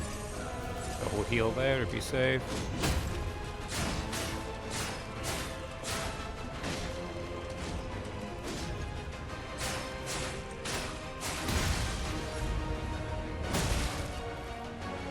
The hitbox there.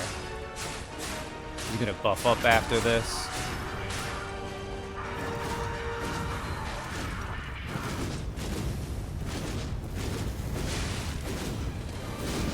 I have never been able to perfect block a lot of that fight. Ooh. Not the fight, that attack. And that is a grab, so you can't even block it. Look at you doing those moves. You don't want to let me get this.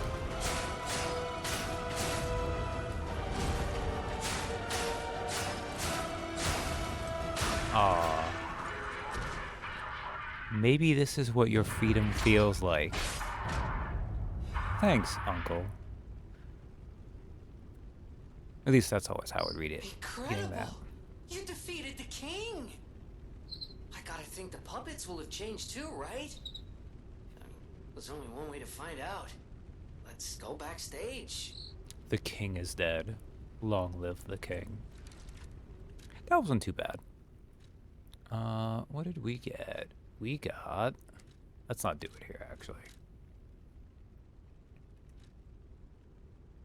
Why are you sending me over here?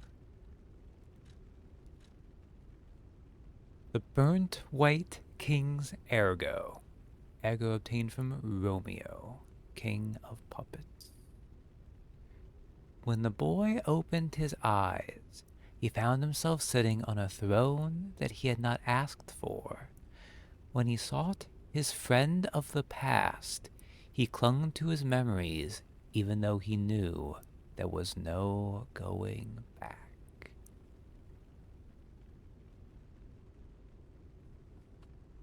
So we'll have more on this later.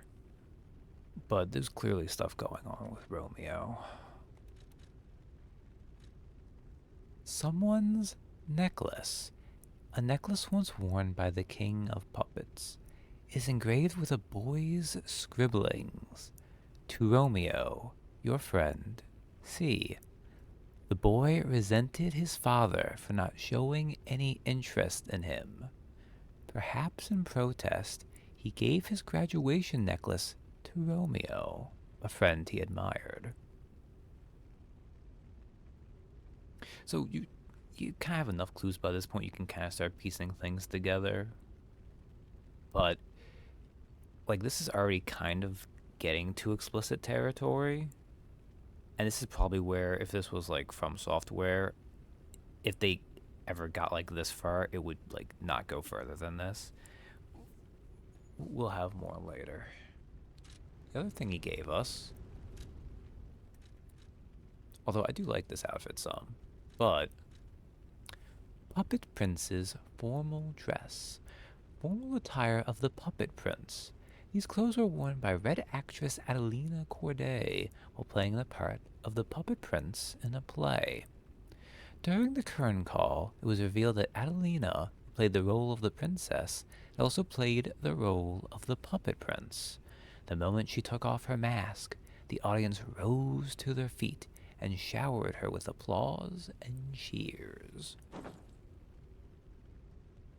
It's very stripy. It actually goes pretty decently with the umbrella. Most importantly, though, it has one of those like little shoulder capes.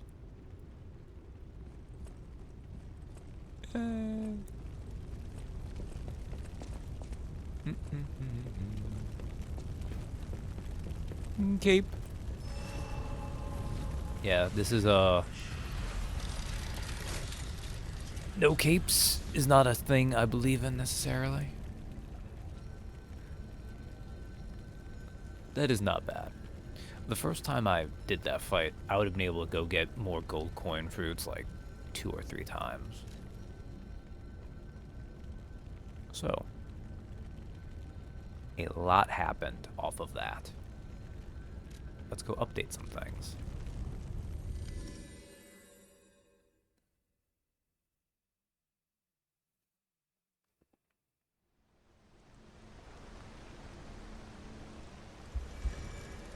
Now, I will say, if I wasn't going to become, like, if I wasn't going to hit Cat Phase 2, like, I hit it a little bit earlier than I thought. I'm about to get some more stock of stuff for that, so it was pretty likely I was going to hit Cat Phase 2. I just happened to actually hit it. I'd say at a pretty decent clip. Where do I want to go? Is it this way? I think it's this way. I never remember where to go to say hi to Cordelina. It's a simple left-right, and I mix it up every single time.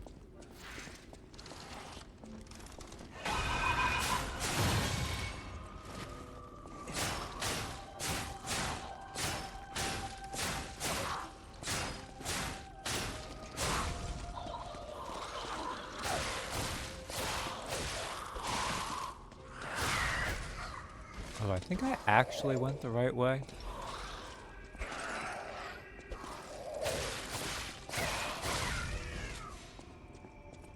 It's a shame the way they do the puppets. They can get the strings from just being close enough to any of those enemies, which is what happened to that one. It's like, yes, I killed the spider puppet, but the other spider, like, further off. There's another record.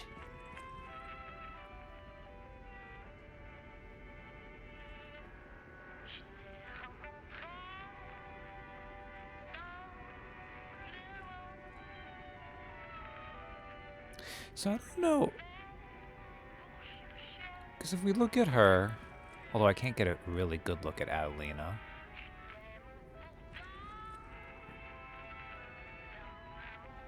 Like, there's something going on with her face, it looks like. I don't know if that's meant to be petrification or... God, what I wouldn't give to have, like... oh, whatever. Red Actress's Locket.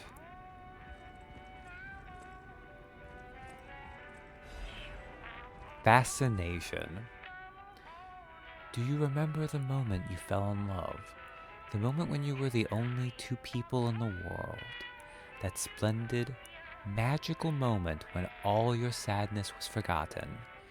A heavenly voice representing Krat. A gift from the Red Actress Adelina Corday to you. Fascination.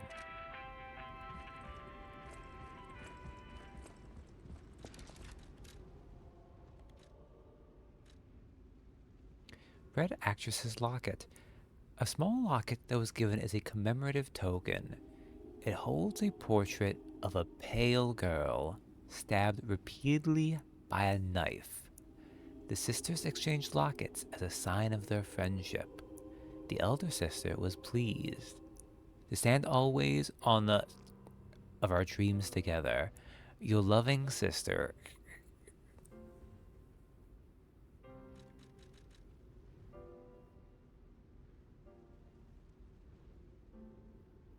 So yeah.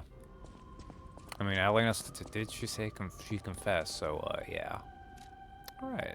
We can now go to the Hotel Stargazer.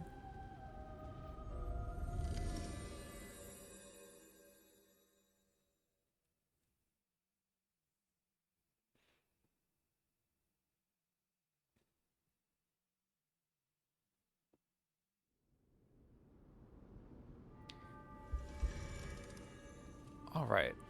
A fair bit has happened. Let's first listen to our new tune. Because I like Fascination.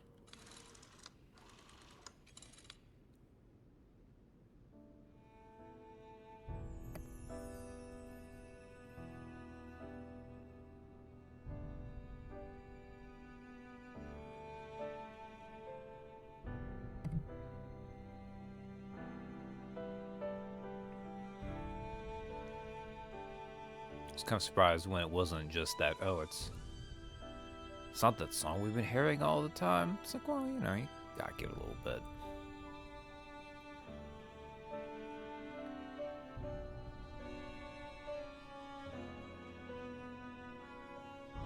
Do I... I'll read over this, though. We could look for the cat while we listen.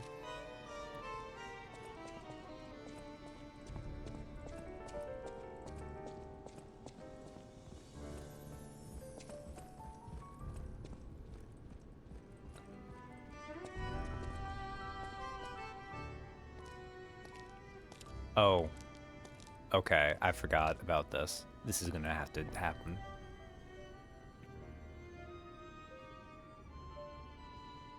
I didn't mean to trigger these at the same time. So... Antonia's disease has progressed. She did not look like this earlier. It's you. Come closer, won't you? When you reach a certain age, it's a comfort to reflect on old memories. That's a portrait of me when I was young. I was so feisty, so fearless back then. I loved the world and all world loved me back. The passion of those days is long gone, but I still dream of those memories. I'm curious what your young eyes see. Is there any resemblance between me and that portrait? We can either say there is nothing left, or of course. I mean, this one was always easy to me. It seems Geppetto even taught you good manners. Yes, those beautiful memories are still vivid in my mind. Time and the memories that fill it are all we have. I hope you're making some good memories of your own. Maybe a comfort to you someday. The ergo is whispering. Sorry, I triggered that at that time. I actually really like that Antonia scene too, so whoops.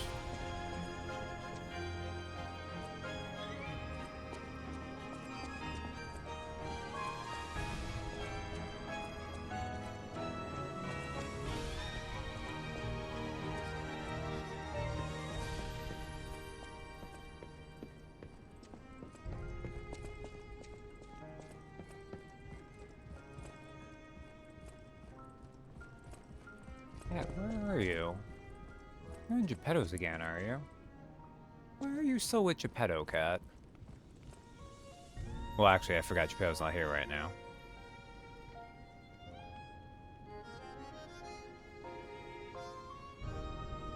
Yes. Who's a good kitty? I don't even know if you have a name.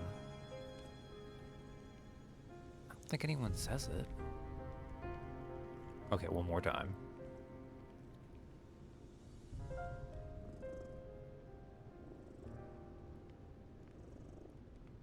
Oh, you can even hear him purr, too. Or hear her purr. Eh.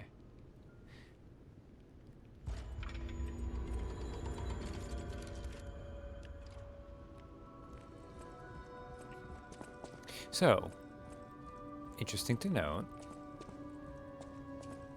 Geppetto is not here. So we talked to Antonia. We knew Antonia had the petrification disease, but it has advanced. So she was already in a bad state, and now it's more clearly being an infirmity on her. Which happens to involve... Note left at the counter. There's something I want to tell you, Geppetto's puppet. Please come to the hotel garden on the way to Elysian Boulevard. Spalantina's not here right now. He's moved on. Okay, interesting. And if we talk to Sophia, I think she'll do it now. Antonia's condition is getting worse. I knew it would come to this.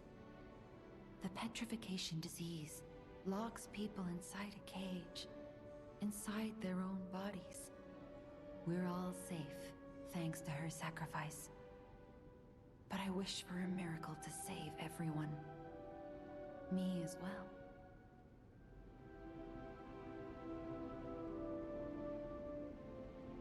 Interesting. The way Sophia said that was another kind of hint that something was going on with her. Because she wants a miracle to save everyone, her as well. The way she separates those, though, implies that maybe she needs a different kind of miracle. You know, it's pretty obviously, but it's obviously subtle, I guess? No, that's not the right way of putting it. Ah, well.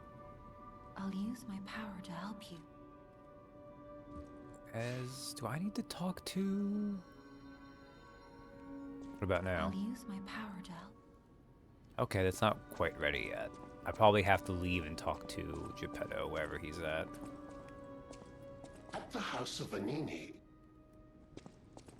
We can also talk to Vanini, I'm pretty sure. Ah, I heard you defeated the King of Puppets. Amazing. The puppets appear lost without their leader. They have no purpose, no focus. To think one can have so much control through ergo waves. If we don't determine who or what is causing it, this could all happen again tomorrow. I fear I must call upon you again, my friend.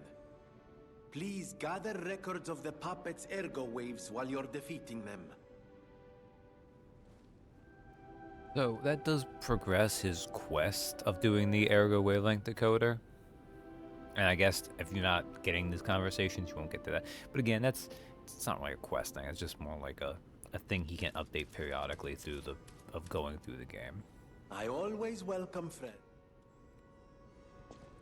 I don't think Eugenie has anything for us. I know my way around a weapon.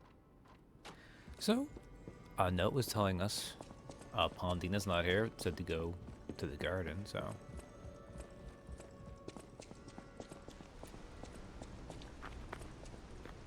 Yo, Pondina, what's up, man? Look at us. Two puppets in the... You are... I mean, I guess I am designed after a boy.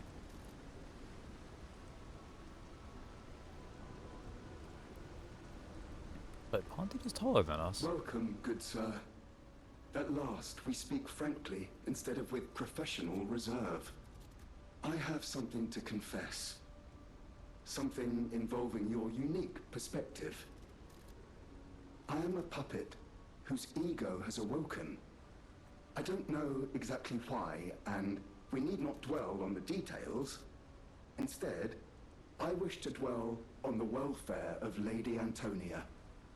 I adore Lady Antonia. It is a presumptuous feeling for a puppet to have, to be sure. I have no intention of putting myself forward, of course. However, I cannot watch her die. It's too painful. Thus, I need your unique perspective. You exist somewhere between human and puppet. Can a puppet and a human fall in love? Have you ever met a puppet who loves a human? So the answer is, actually, of course, he just confessed to us that he did. But we got that wedding ring. A little bit of a lie, but is it really?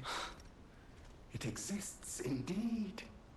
An unbelievable love, to be sure, with a wedding ring as its symbol. It's almost a little bit recursive in some ways. Trying to pursue such a splendid happiness. I have no intention of telling her, of course. It wouldn't be proper to burden someone so frail. If I may be frank, this is better than I dared hope. Also, you can't, you Even if Pondina. you were telling me a sweet lie, I shall savor it. Thank you. It was wise to confide in you. Thank you for granting me that wisdom. And you feel warmth in Jiminy's No iron matter protection. what fate brings us, serving her is my duty. The very reason I was created. I shouldn't have skipped that. This is Welcome his. to Hotel This is his new dialogue for No him matter being what awake. fate brings us, I will be at Lady Antonia's side. Serving her is my duty. The very reason I was created. Welcome to Hotel Kraut. How may I be of service?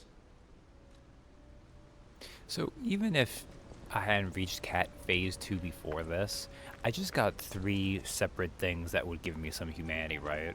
There was the record that you can get from Adelina after you give her the apple. If you give her the apple, you technically can choose not to.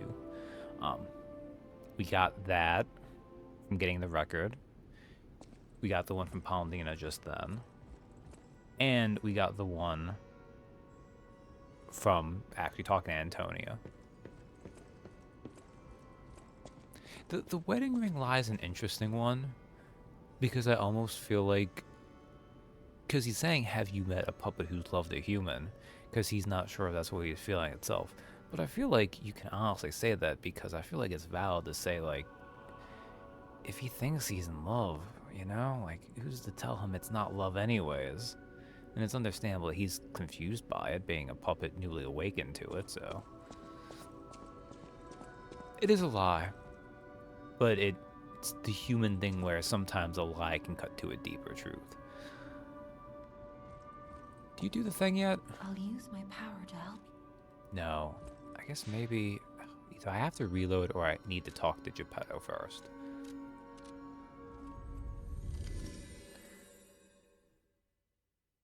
Her very trustworthy father, who we just saw that play from, that for some reason showed a puppet of our papa taking out a heart from a puppet that looked like us and putting it in a different puppet. Very weird. Who knows why that was the case. He wasn't there because, as any innocent, weak old man would, he on his own got further than we did.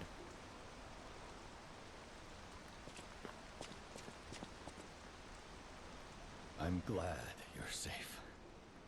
I was so scared I would lose my precious son.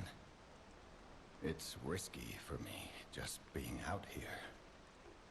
Fortunately, you didn't need my help.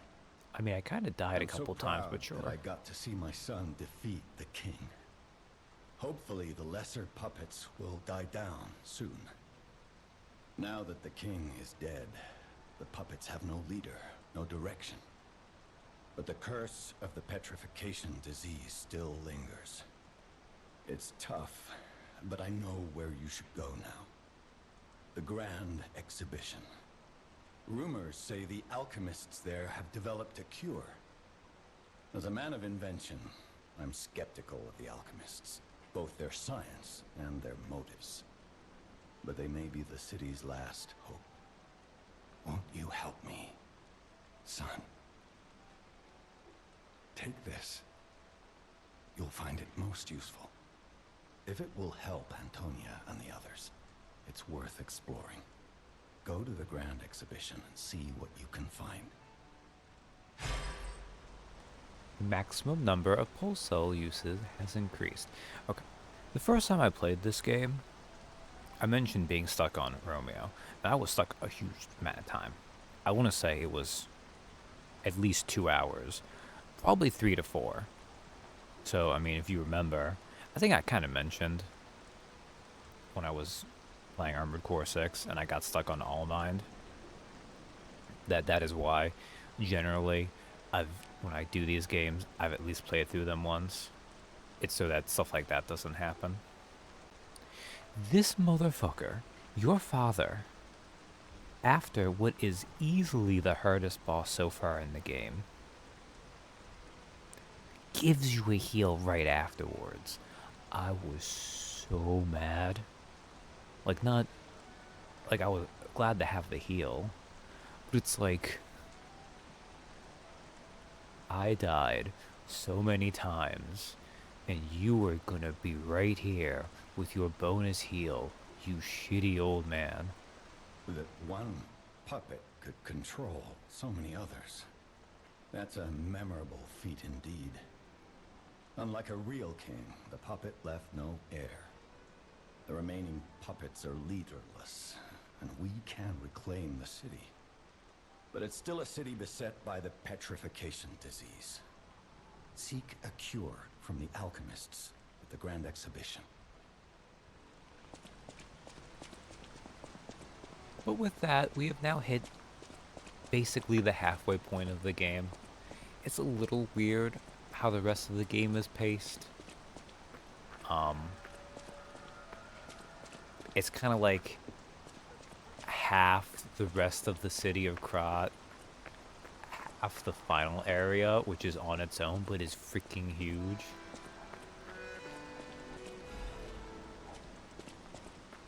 And weirdly,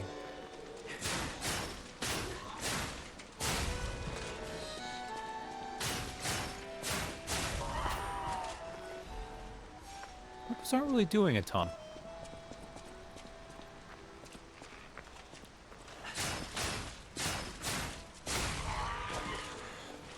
Oh, also, here's horrifying saw dogs.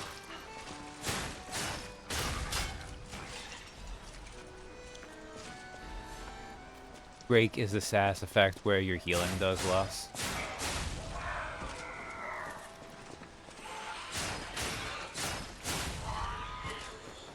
I do think Break is annoying too, but I'd much rather have Break than Shock.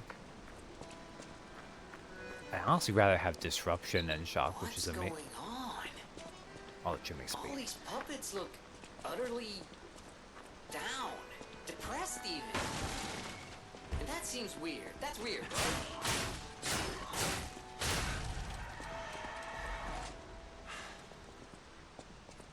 I mean, is it weird?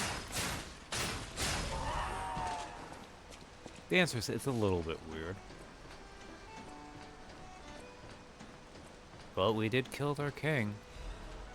I guess they don't like the new king.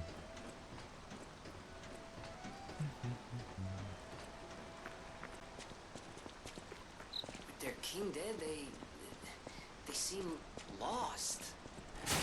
Again, maybe they're warning him? Whatever's happening. It's like they can't tell their elbow joints from their tail sockets. I'm not even sure they can function without the king to guide them.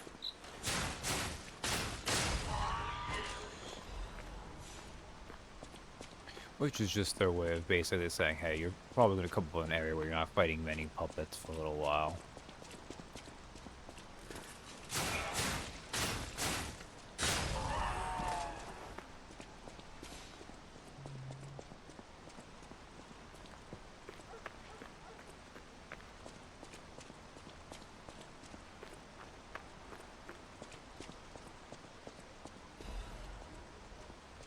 Oh yeah, I forgot that's there. And then there's this freaking one of these puppets.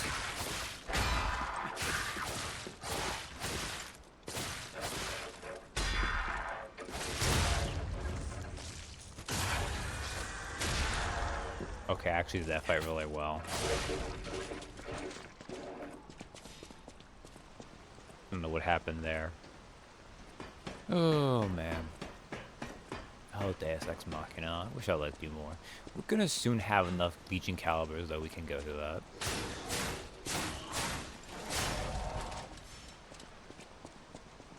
Do they have a pet? Why or why not?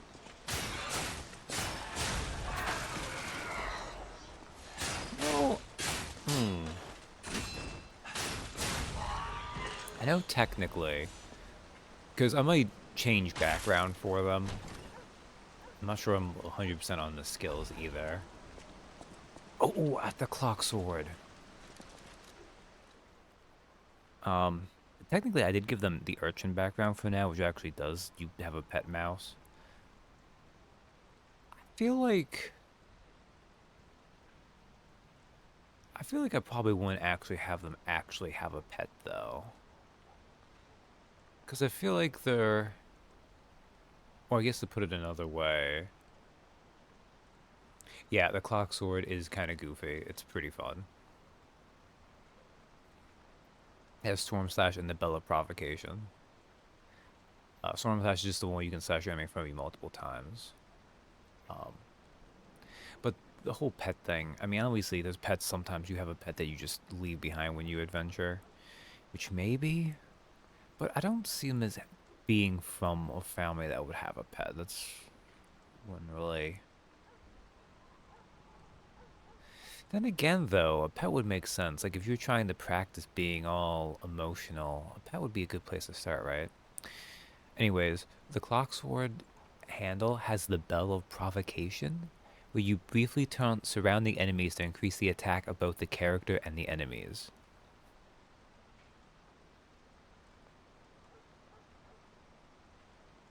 Like Spot from the Next Generation. Do I say the embarrassing thing here where I've actually only seen bare snippets of Star Trek? I mean, I've already admitted by saying it, but yeah. A sword blade made to commemorate the construction of the clock tower. It is sharpened to a point in the shape of a minute hand, making it effective for slashing and stabbing. The clock sword was made to commemorate the clock tower's construction by using its minute hand. Because even its blade was engraved with antique ornamentation, people said it was a fitting commemorative item. A metal handle elegantly embellished with gold adornments. It is equipped with a timer with an alarm. The clock sword was made to commemorate the construction of the clock tower by using its minute hand. Because even its blade was engraved with antique ornamentation, People said it was a fitting commemorative item. Oh yeah, I know not everyone can watch everything, but there are times when it at least helps to have at least tried it out a little bit, even if you know something you go into. But anyways, so it is, this sword is, there's some good dumb weapons in this game, and I feel like this is one of them. It is, like, if you just look at it, it's just the minute handle from a bigger clock.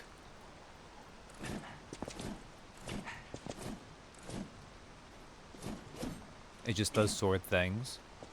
And then, you know what? I'll actually do its special thing. And keep in mind, you can do this handle. You can put this handle on any regular weapon, too.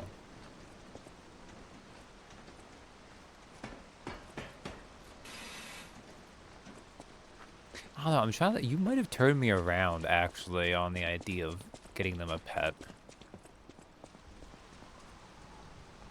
I guess technically, do sorcerers get access to Find Familiar? I feel like I didn't see it, but also I wasn't looking for it at the time.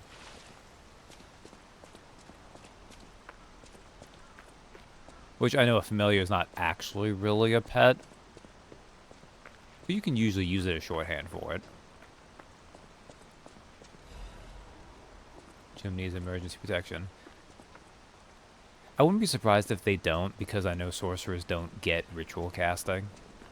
Although a lot of people don't realize that. Okay, so let's see this guy. Come on. Come on, Gnosis, buddy.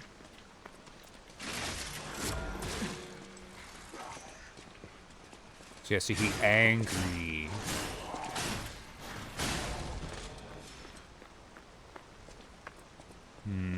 That wasn't terribly great. Alright, now let's actually listen to this, though. Wizard only? Okay. Yeah, so you just ring a clock bell and they get mad. I switched that off.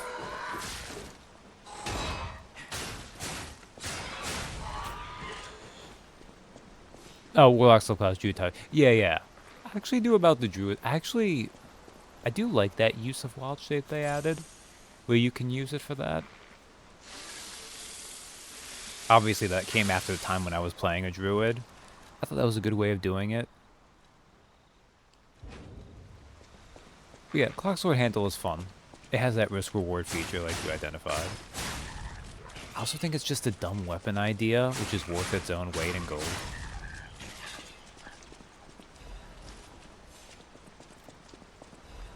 Now, admittedly, I could just do the classic thing as a sorcerer and become Warlock. Unfortunately, becoming Pact of... It's Chain, right? That would take a long time to do. I don't think I'd really want to do that. And you could always just have a regular pet. Having a familiar is kind of like... Yes, you can treat it like a pet, but it's a little different.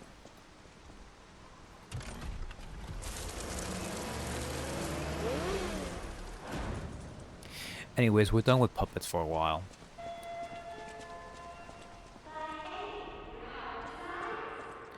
We are back in Zombieland. I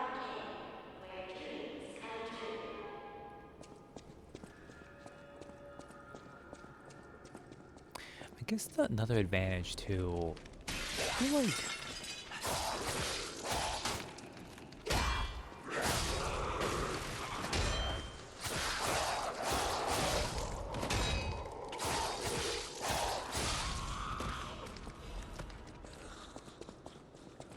it's gonna be very lizard folky. Like that'll inform like the basis of his personality, but he won't have like their cultural impact, right?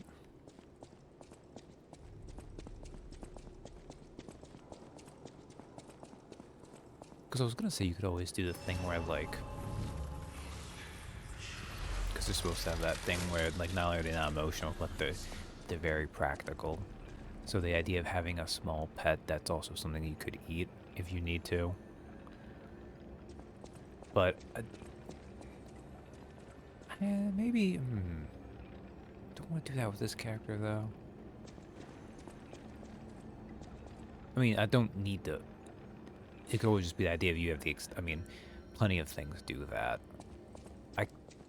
I couldn't name them off the top of my head, but I know there are multiple shonen manga where there's... Also, there's no one of these guys again. They name a pet after food.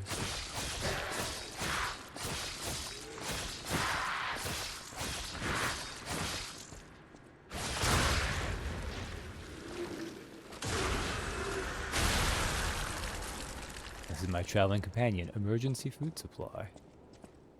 Ah. So right there, what I kind of did, that enemy takes long enough to attack, I was able to just basically stagger loop it, which feels kind of cheap. But it worked.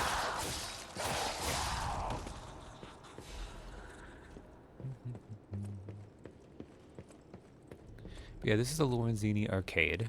There is no boss at the end of this area, but this is actually a pretty fun area. Because basically, Lorenzini arcade first floor key. Instead of being... It is linear still, pretty much. But the way it does it is... Okay, let me go back here.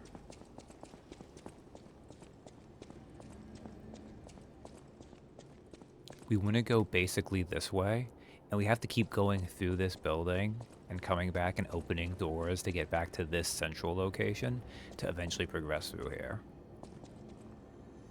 So it's your classic, like, a hub that you need to keep getting various shortcuts back to progress.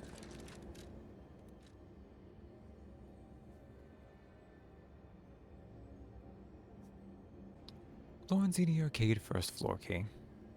A key obtained from a corpse in the Lorenzini Arcade. It opens the first floor passageway in the Lorenzini Arcade. Shocking that. Lorenzini Arcade was once a flamboyant and lively place. Now it spills over with the dead and the screams of the undying.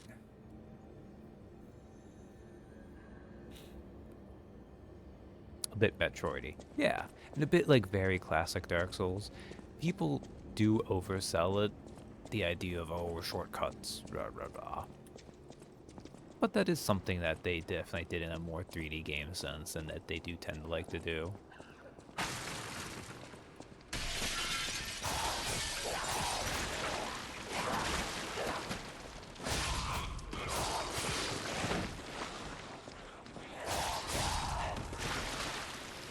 So there's this type of carcass. It basically just tries to explode decay on you.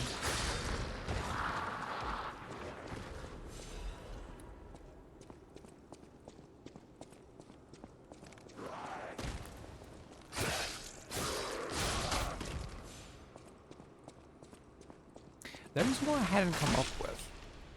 I know a lot of people do tend to do that.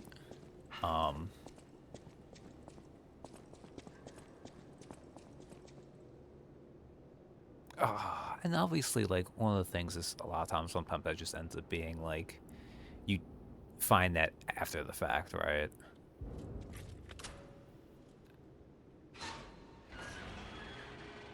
I've been in enough games with sorcerers, but I don't know. My character's signature spell.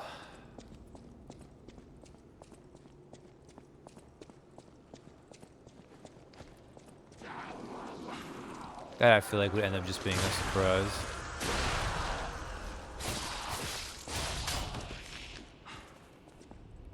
Also, it might be the case where...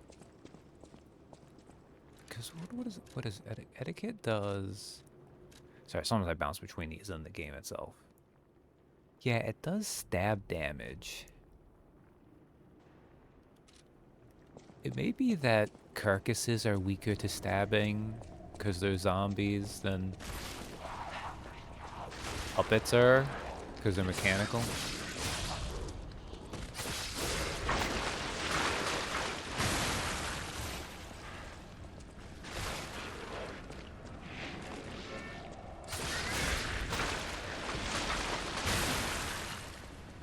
Let's see, what did I pick? I picked currently I don't even remember. Was it Disguise Self? And I think I picked Chaos Bolt as the main attack spell.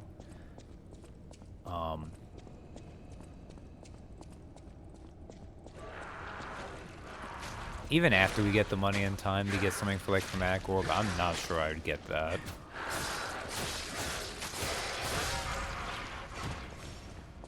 Like, as much as you can't go wrong with Chromatic Orb, I feel like just from personal experience of watching the game played, in my head, it's starting to reach like Sacred Flame levels of it is just naturally a cursed spell. Which, you know, it's just a mind thing. It's not the case at all, really. But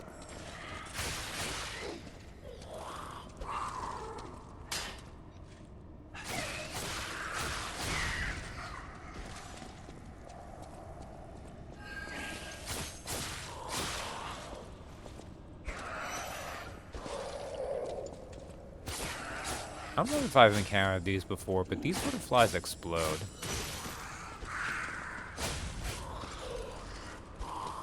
They don't do much damage, though, which is not very serious, so.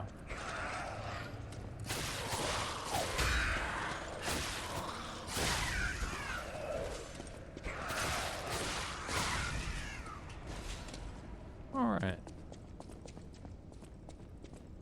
I will probably pick up... Do I want to pick up Suggestion? God, I hate and love Suggestion. There's just so many wacky and weird things you can do with it when you can make it work. But it's also such like a painful thing to know you have the option of doing too.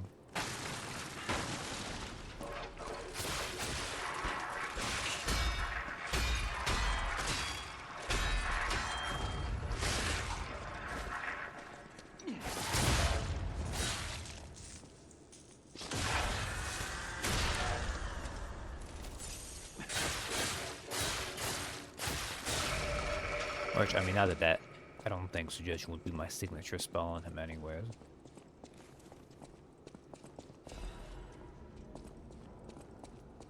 I guess maybe I could use one of the ones that, like... I could always dabble in... But most of the spells that cause emotions and feelings are things that would not be intriguing to him. Because, like, I mean, there's the fear spells, obviously, but fear is not an alien emotion. Fear is one of those very fundamental ones. Also, I've been doing pretty good not dying. It might happen here. It's one of these bozos. Oh, you know what? Let's just actually use Deus Ex Machina.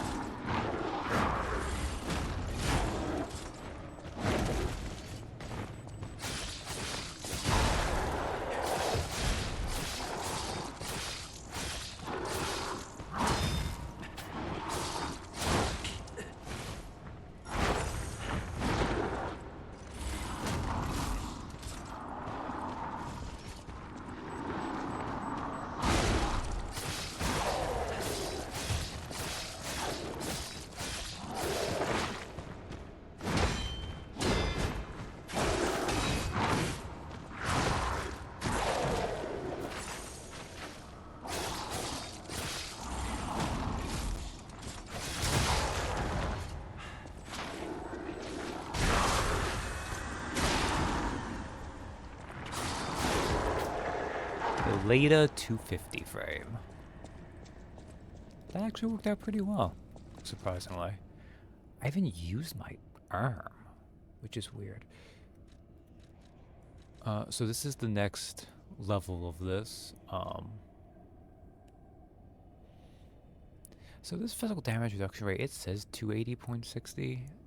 I would always assume it's like a flat percentage, but I don't know if it actually scales that way. But enemies might do that much damage. I made the order item specific to LADA, the Puppet Parts Workshop. It has been used for a long time, so despite being heavy, it is reliable. I might as well should use armor.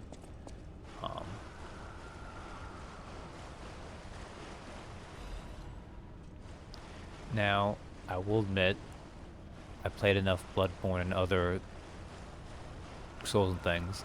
My first instinct is, oh my god, this is blood. But in fact, I'm pretty sure based on both the coloration and how it acts, this is actually meant to be wine.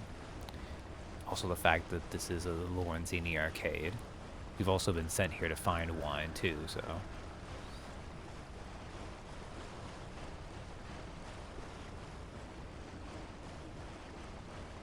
Admittedly, it could be both. I mean, I feel like at this point, there's probably at least some blood mixed in, right? So that's actually probably more like 99 parts blood. Or not 99, but 99 parts wine, 1 part blood. 99 parts blood. Menard Charity House Concert. All of you are invited to the concert being held at the Menard Charity House. We pray for the successful opening of the exhibition. Children sponsored by the Menard Charity House have a message of love and hope for all of you. Don't miss this chance to listen to the most innocent performance in all of Krat. Date and time XXXX 18 o'clock. Place Lorenzini Arcade Central Plaza.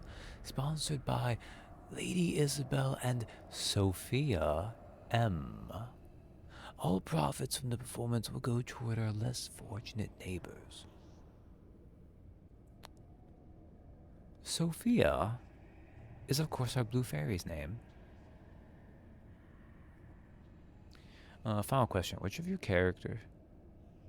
Also, good old blood wine, extra blood. A vampire swear by for some reason. Which of them would the lizard get along best with and worst with?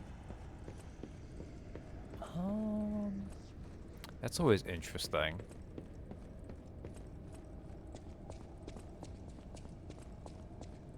Part of this I'll admit too, this is... Yeah, you need to go back this way.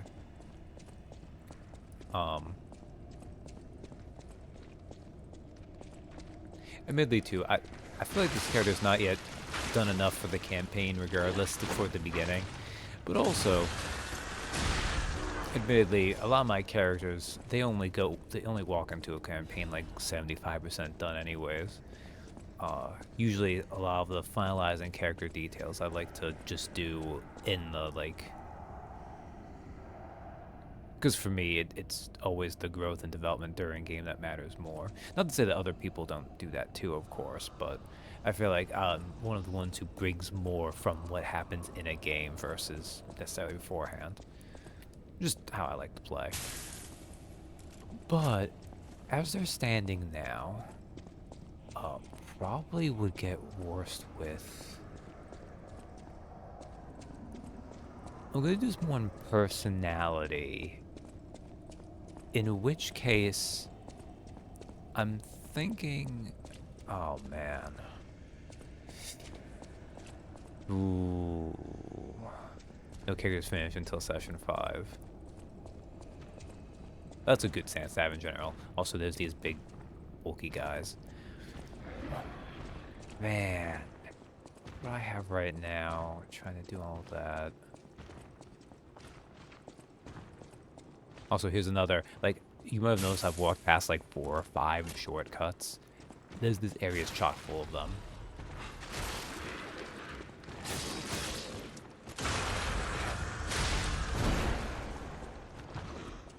I'm actually playing with fire a little bit with these guys.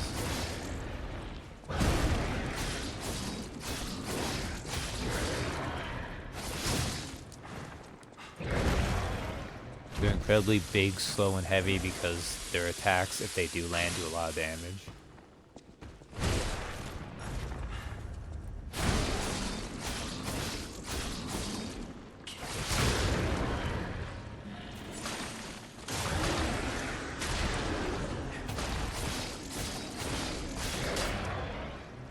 I had to poke them a lot. Just trying to go through my Rolodex of the ones. Cat. No. Cat.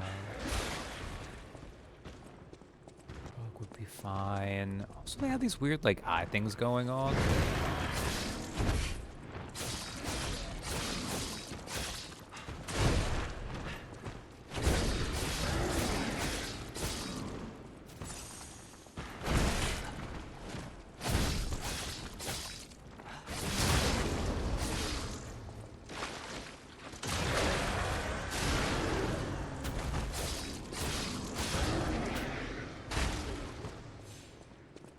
Let's leave out the Adventurers Guild ones for sure. Because I feel like the other ones have that going on. Also, yeah, these acid things are disgusting. Very acidic goop. I could mention some characters from Wednesday, but probably not too much. I don't think it'd be any of the... Well, except for going with Logan, Al Grandpa, but he'd be kind of cheating anyways. I think...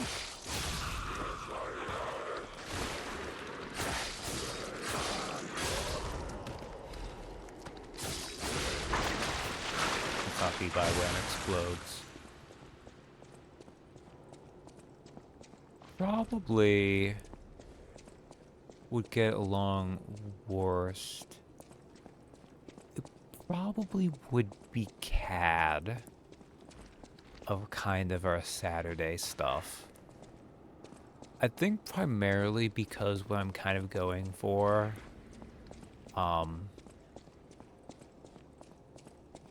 think would... There's a certain level of, like... He would seem easy to possibly be a victim, which would make Cad uncomfortable. Almost that sense of, like, I could manipulate you if need be, which I'm not actually comfortable with, because I'd rather not have that be an option. I think... I don't even want to count Elle, because Lost Mine, those characters were so short, they almost don't feel like they last long enough to really count. I think, like, her momming there would just work very well. Ooh, oh my god, this is an important thing to read. But let me wrap up this idea first. If I don't count Elle, then it would probably be... at least early Patchouli. By the end of the campaign, though, by the end of Chult,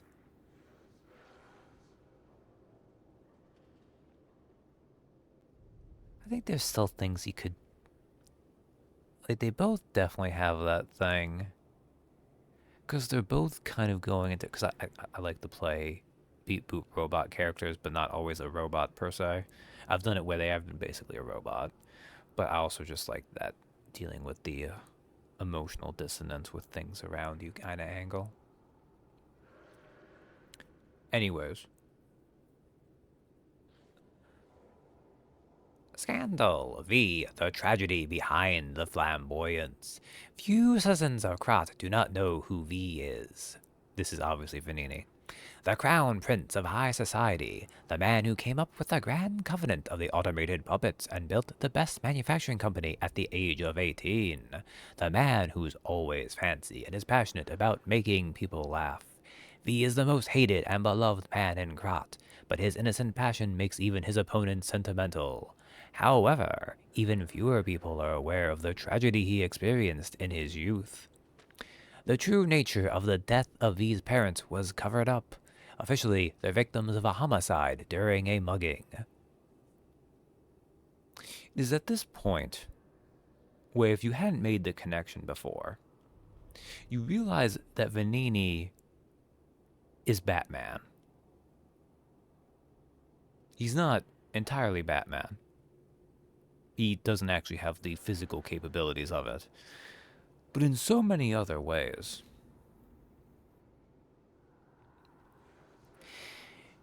Even though V experienced such a tragedy in his youth, he grew up with a cheerful personality and became a well-known person whom any parents would be proud of. However, there's no one who knows that V secretly requests for the case history every year, and that his request is always denied. Suspicions surrounded this tragedy at the time, and there is known to have been pressure from the workshop and the alchemists through the investigation. The most interesting hypothesis is that the murderer is not human. If this is true, it explains the workshop and the alchemists' suspicious attempts to cover it up. It also explains how V was obsessed with inventions and success from his youth. This is where the real tragedy of Krat lies. Even V, the richest and most influential in all of Krat, can't come close to their power.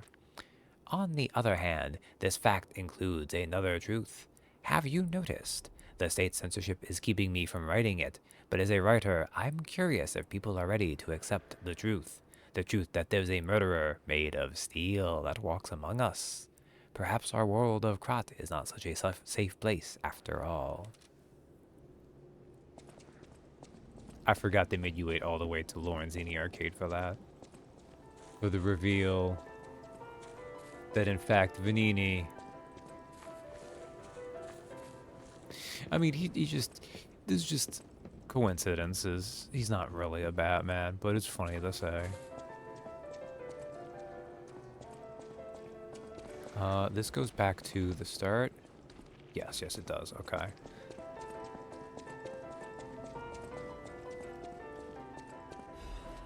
Arcade Underground Passage Key. Key obtained from the fountain inside the arcade. You can open the arcade underground passage. The underground of the arcade is famous for the wine depot of the Blaywee family. The wine canisters are almost broken, but it is said that the scent of heaven still floats underground. They all float down here.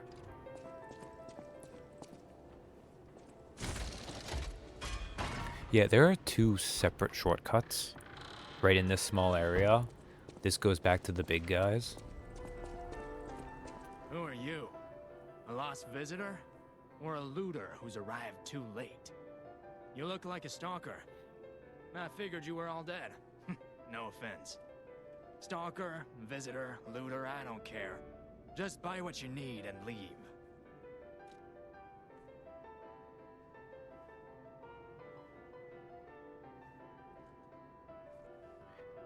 So I have a bad habit of hoarding the, in this case they're ergo, but the soul items.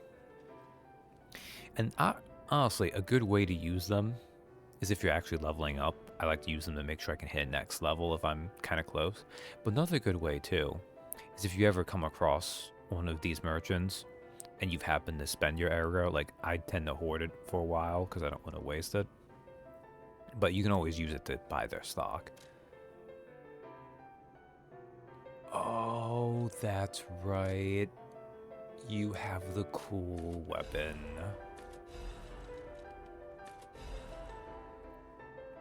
The Indomitable Amulet. Increased resistance of disruption, shock, and break. Their determination, take a drink for Undertale, does not falter in the face of any difficulty. They continue to resist and defy even in situations where moving proves impossible. Circular Electric Chainsaw Blade. You can't rip off Bloodborne. And I'd say rip off. Obviously just take inspiration and do a great homage to while making your own game, without making a whirly jigsaw. Condensing Slash and Endure. Slash enemies in front of you. The number of slashes varies depending on the charged amount.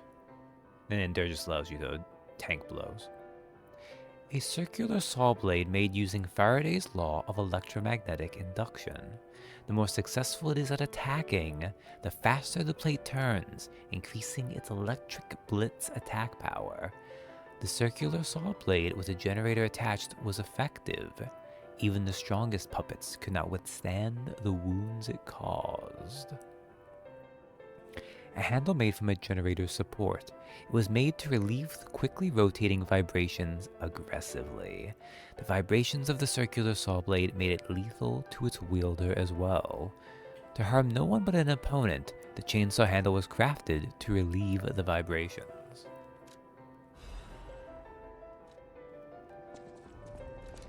So, like, we gotta see what it looks like. Come on, we're here. We're 18 more seconds. So it's a pretty big, heavy weapon.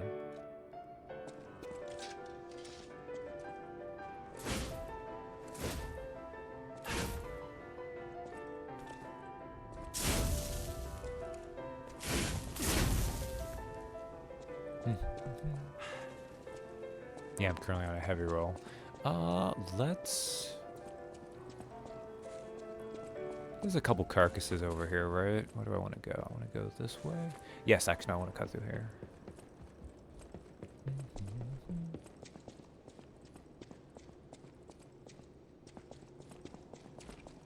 I went the wrong way. But that's okay, because this takes me back here anyways.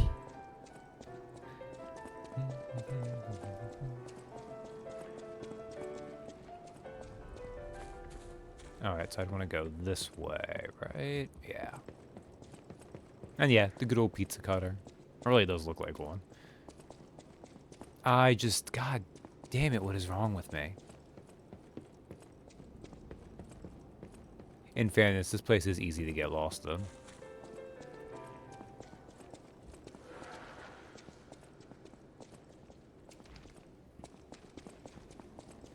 Alright, who's around for me to test that on? You? You.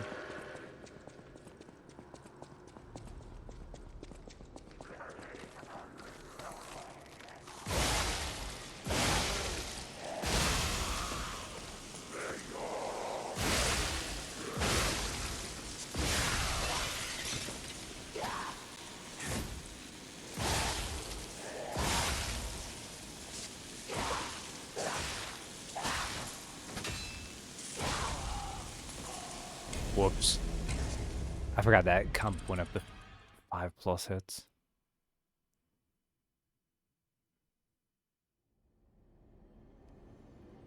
I was like how Gianjo said he, like, obviously was going to say he was an alchemist and lied to us, but then in the description there, just like, he just ran away from the alchemists.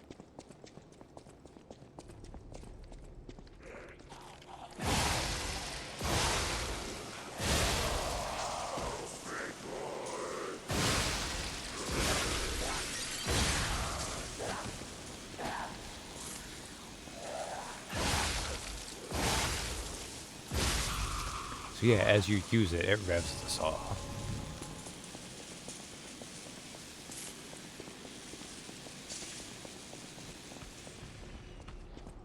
It actually lasts a good little while, too. That lasts longer than I thought it did. Alright. Oh, let me... Even though... Oh, that was actually more of a legitimate death, because I just was being dumb. 33, okay. It's kind of interesting to count all the deaths during this. Okay, so I need to go back this way. Through here, okay.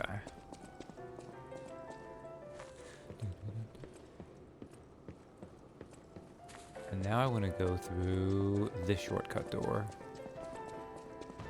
Because this shortcut goes back to where this guy is, but you can just run past easily. Unless you get right to the underground. What do I... Ah, it's on corrosion, okay.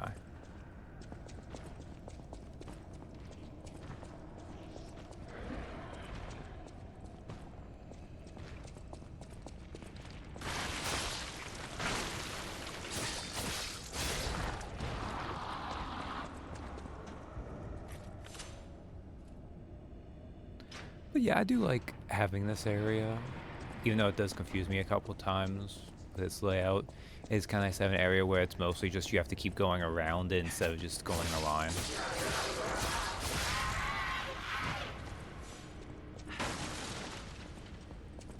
This part's kind of annoying where you have to worry about things, but it is.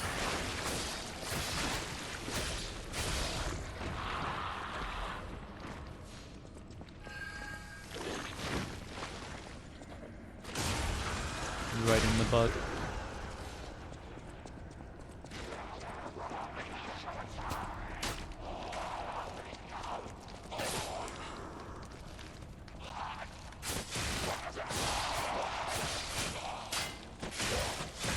Oh no.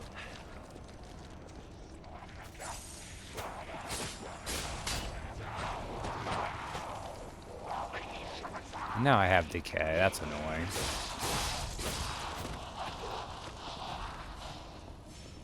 So decay is the one way you just need to make sure because it's getting rid of durability, so. Damage is not so bad. It's mostly just the fact that it causes durability damage.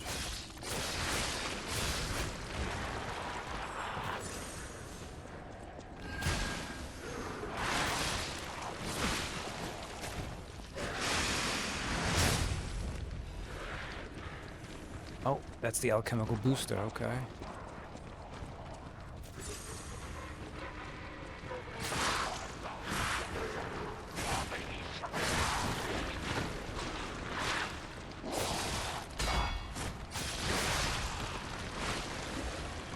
You are annoying.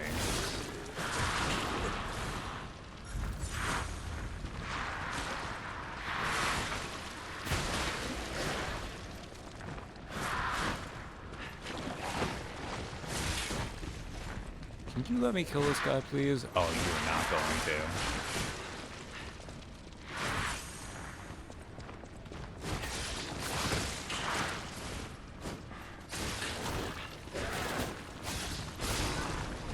Alright, asshole. You want to fight now that I can actually pay attention to you?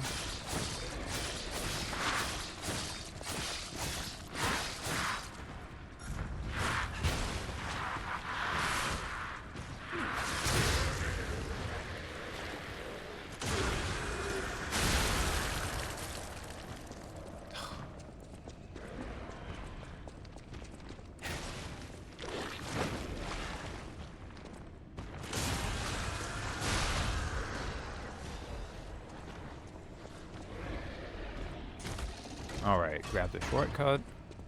Let's heal up. I need to also sharpen my umbrella soon.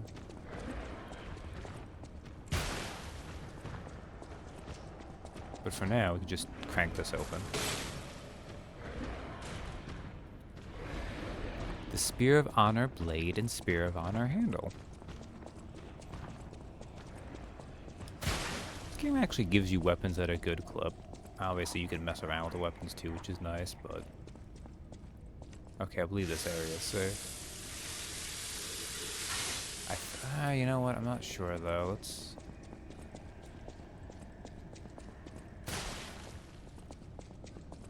I know this area for sure never has it in there. Okay. So, we were told about the alchemical booster. You use these on the gold coin fruit tree. Speeds up gold coin fruit growth. A botanical growth booster made by a legendary alchemist using mysterious knowledge. It accelerates the time it takes for the gold coin tree to bear fruit. The alchemist's knowledge, with its many different facets, gave birth to abundance. One alchemist's botanical booster even produced a miraculous tree. Of course, we also got a weapon. Fortunately, the Spear of Honor is not as amazingly immediately cool as the circular electric chainsaw blade.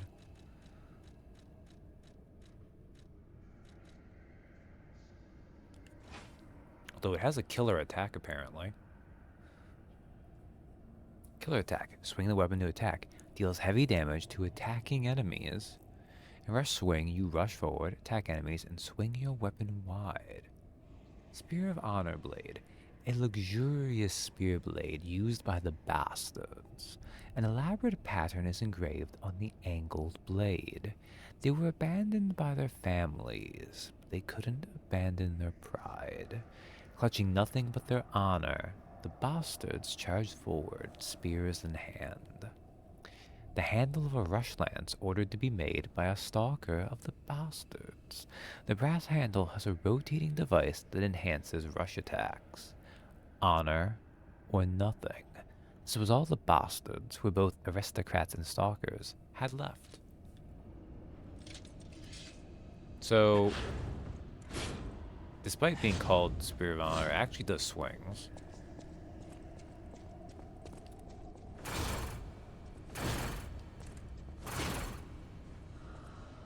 Ooh. And of course, you can do a big lunge with it. Which is pretty cool.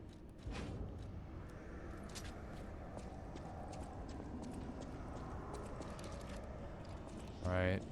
Which way? I'll go. This is where I want to go. Okay.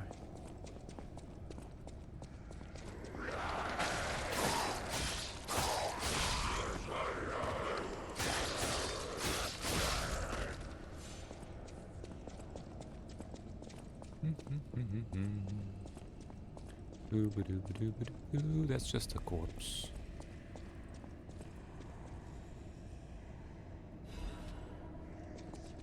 Creation on Earth is coming. A drilling run stab.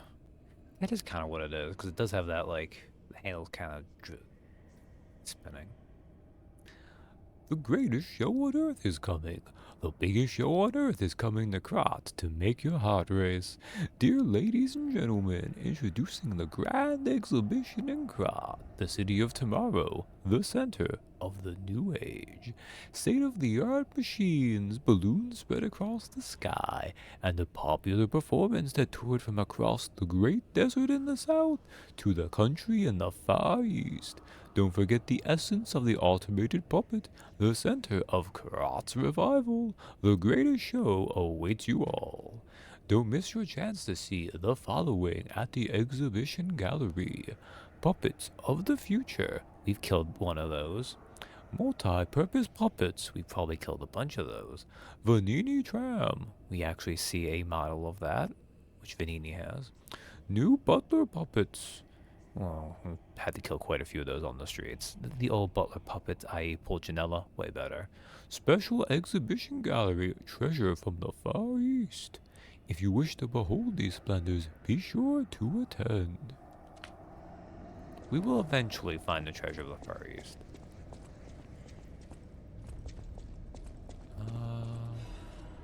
Crescent Moonstone.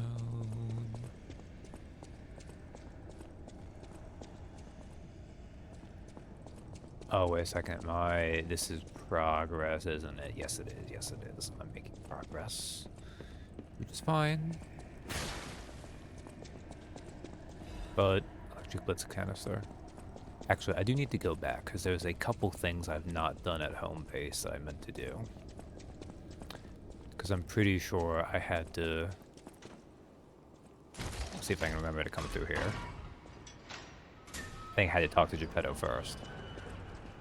Because you may have been under the impression that Pinocchio could not get more handsome. You would be wrong.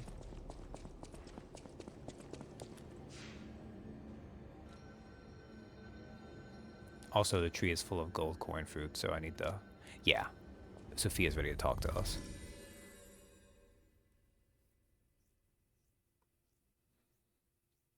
I will collect the gold corn fruits. Then we will talk to Sophia. And she will enhance our appearance.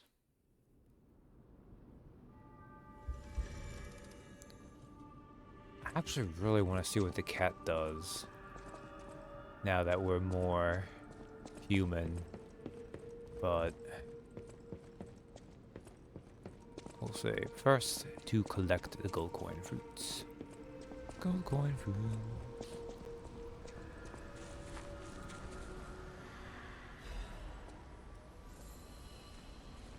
Like, I don't use these on anything. I have enough gold coin fruits for my sundry purposes in the game, but I just hate seeing that they're stocked up.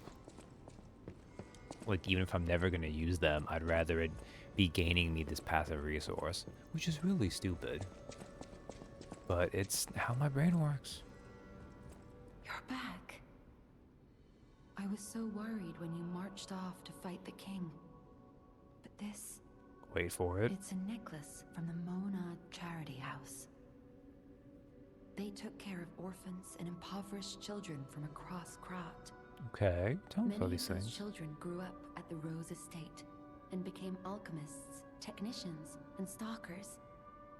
I hope the king didn't harm any of them. Or don't tell me. The king's ergo is actually... Are you okay?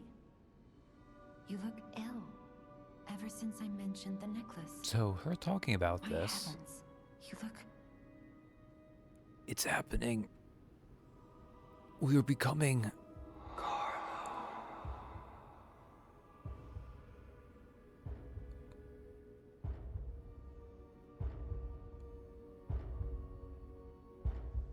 fabulous. Her hair is untamed. You're changing. You're becoming something more than a puppet. Almost We have human. now washed the puppet hair. If this is what you want, just keep behaving. Keep feeling like a human does. You might just hold the true secret of Ergo. And also, something about that made we heard the name Carlo. Alright, do I have anything else to do here? Have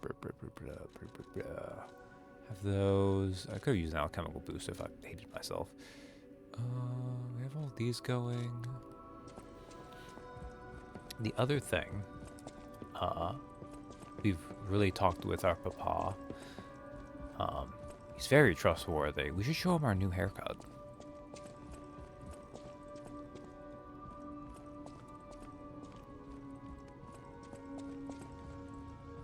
Oh my. This is a change I didn't expect. Did the King of Puppets get you? Or some other ruffians? I'm glad you're growing, but I'm not sure what to make of this. Be wary of dangerous people. And always be a good boy for me. Seems like a little bit of an overreaction to a haircut, but you know, we trust our papa. I can't predict how you'll change. How do you proceed? We trust our papa. Alright. The other thing, too, because we're now into kind of the second half of the game. Ah, I'm glad you're here, my son. Sorry, I Have you forgot to talk about seen this, that too. painting? I can't believe my eyes. It's almost as if something is growing out of the portrait. Something I is remember growing out of the commissioning portrait. that piece from an artist named D. Gray. Like all artists, he was eccentric. He claimed that a painting could harbor a living soul. But how can that happen? Just like the fairy tale. Forgive a foolish man his ramblings. Perhaps the seed of its growth was there all along. I know you're curious, so see for yourself. I have my work to keep me busy. Okay. Now that we've gone through the $2 triggers he did have, we get to You don't remember much beyond Rosa Isabel Street, do you? the second half of the game. Ask me about areas you want to know about. So, unfortunately, you can't really ask about Rosa Isabel after finishing it, because he has a story thing, but the story thing kind of takes its place anyways. But now we can do the next thing. We're working towards the Grand Exhibition now. The area after that is going to be the Barren Swamp, apparently. We're going to return to Krotz Central Station, and then Alchemist Headquarters. We plan to reveal our new automated puppet technology at the Grand Exhibition. If it hadn't been cancelled, it would have shocked the world. The alchemists are there now, working on a cure for the petrification disease. Dare we hope? In my experience, they always have an ulterior motive. Remember to be on your guard when you're with them. Fortunately, nobody else we know and work with has an ulterior motive. The Barren Swamp was originally vacant, useless land. It became a massive dumping ground when the factory started disposing of puppets. Seems reckless. The polluted groundwater spawned strange creatures. Perhaps similar to the ones in the cathedral. Definitely worth an investigation. And rumors whisper of rare treasure in a monster's nest. Why don't you go look for it, son? And of course, we can talk about Krotz Central Station. It's where we woke up. Krotz Central Station. Yes, it's where you woke up. There used to be a workshop near the station. However, the puppets destroyed it when they attacked. Many of the puppets have moved on, but now strange monsters lurk nearby. Be careful if you go back. You're precious to me. So that's just letting you know that there's going to be carcasses the next time you go through there. Not surprising. And then what's up with the alchemist headquarters? People call them the alchemists of the Isle. Their headquarters must be on an island across the sea, but it's not on any charts. I remember tales of an underground dock in Krat, where the alchemists would embark. That's all I know. Alright. So that was Geppetto's, like, updated for the second half of the game, pretty much. As I said, we're about over halfway, give or take. The Alchemist Isle is very long. So maybe we're not quite... Maybe beating Romeo, you're not quite halfway. Plus, there's more harder bosses after Romeo than before Romeo.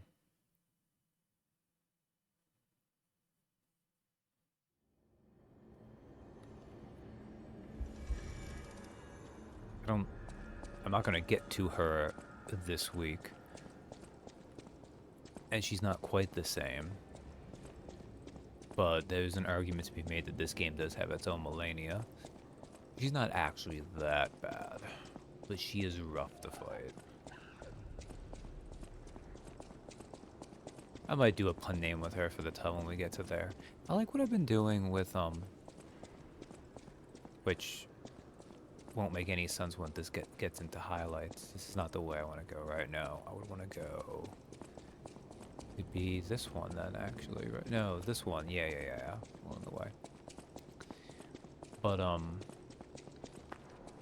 I've just been making them puns based on the various From Software titles.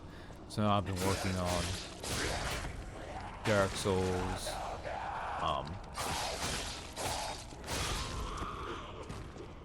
specifically this is now named after the DLC, which was Artorias of the Abyss, which is why it's Romeo the Opera. I'm not quite sure what I'm going to do for... Because next time will be Puppet Souls 2. Oh, what do I say for Scholar of the First Sin? Actually, I think I know what it is now that I think about it. Although it won't be with Scholar, it won't be the right syllable count. But I know who we're going to get to next time, so... I hope not to die here, but I might. This is kind of a doozy coming up.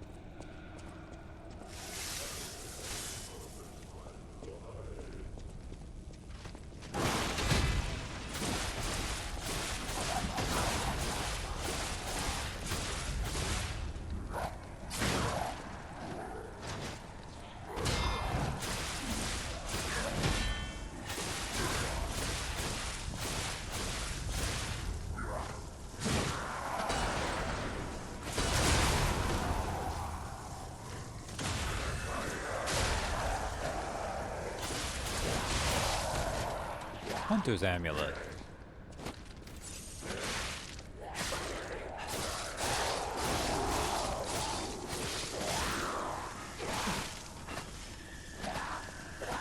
No, don't. Please don't. Okay. Oh my god. If I killed that only to die to those basic carcasses.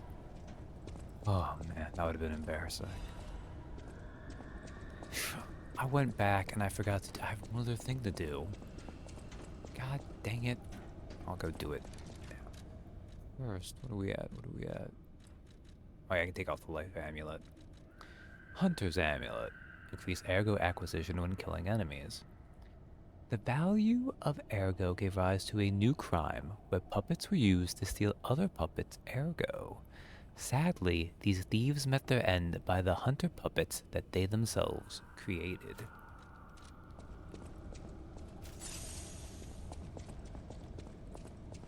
Yeah, there's only like one or two more of that enemy in the game. So they're a pretty rare mini-boss type encounter.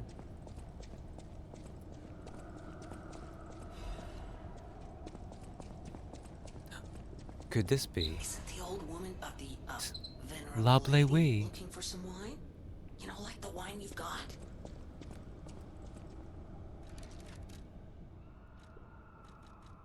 Lablewi.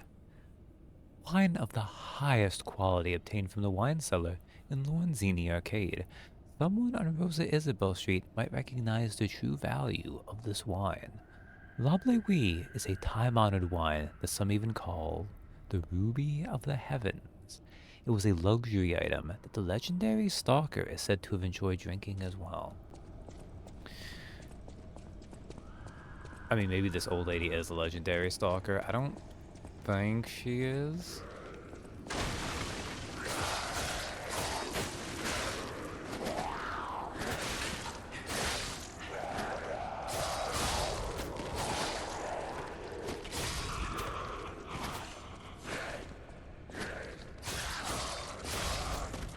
I am so used to having a weapon that does not just poke forward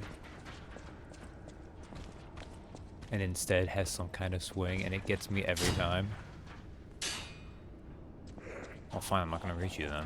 You get to live. Hello? Is anyone there? Calling any and all stargazers in the vicinity. Please respond. Over. Oh god. Vanini has figured out how to talk to us from range. We'll never be safe again. Can you hear me? Really? Eviva, it actually worked. This has to be how the King of Puppets did it. How he called to the puppets and controlled them. I can't believe you can transmit your voice through ergo waves. What a brilliant discovery. And you'll never believe what signal I've picked up over the ergo. A cry for help from the Grand Exhibition. Oh. Somehow someone survived. I'm suspicious too, but you have to investigate. What if it's some trapped innocent? I don't know, it could be. Alright. So we have a couple things to do. Let's go back and give that old lady some wine. Let's let her get crunk.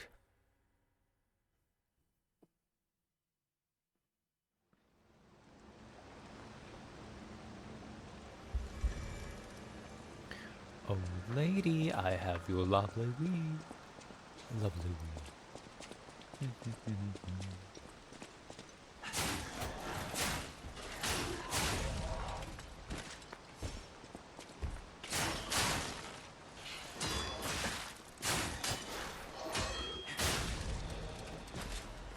Also, yeah, obviously, despite the King of Puppets being dead, it's only that one section of the game where the puppets ask would have, like, no aggro. Otherwise, they're still the same.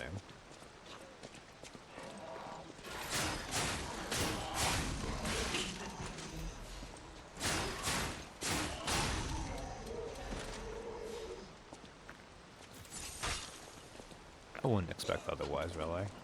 Ah, lovely wee. Even in the bottle, it has a distinctive shade of red. Oh, thank you, young one. Every step is a struggle when you have the petrification disease. But this glimmer of happier days is priceless. Oh, I almost forgot. Speaking of price, here's what I can spare. Please, take it. A Vanini commemorative coin. And then she doesn't talk to us anymore because, I mean, we got her booze. She's just gonna drink and die.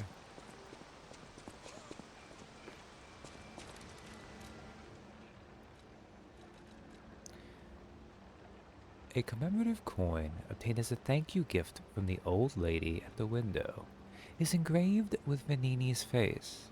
The Vanini commemorative coin was minted for a limited edition sale with the Vanini Fan Club's anniversary. It was a magnificent event attended by Krot socialites and celebrities.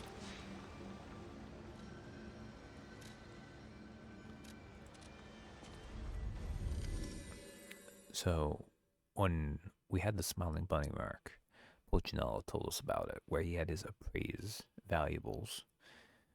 There's only two things it's for. The first one is the Smiling Bunny mark.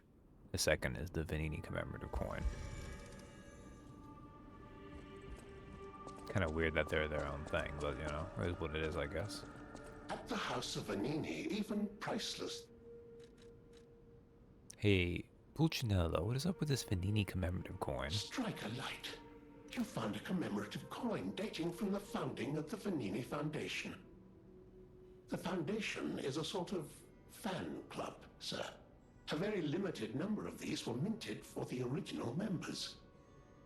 Well, once Master Vanini established himself as the Prince of High Society, his popularity skyrocketed, and his signature coat and glasses were mass-produced. This is one of the originals, however, from the limited run.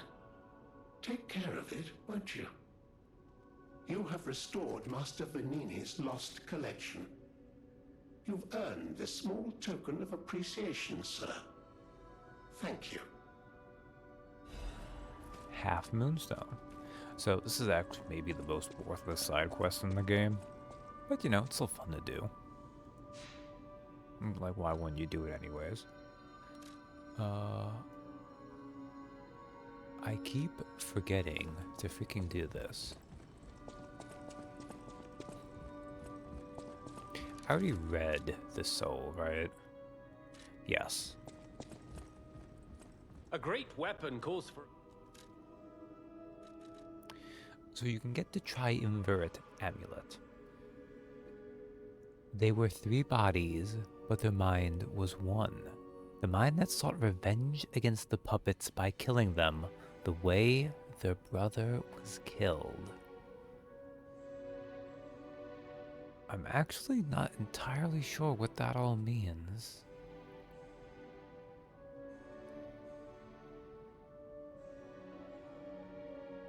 Actually, I think I might have an idea about that from later. But anyways, the real key to it. Puppet Ripper. So it's primarily technique, but since it's CB, you can always flip it to favor strength more if you want. And in which case, too, you're best off doing more quality and getting some strength and dexterity. Oh, I keep doing that. Be able to do quick upward slash and storm spinning slash, spin multiple times and attack a wide range. Both pretty solid. A chain sickle handle that once sprayed a bloody fog over Krot. The spring device allows the handler to extend or wind up the chain easily. Krot has a legend about a grinning, hedonist murderer. They say his heart was made of clockwork.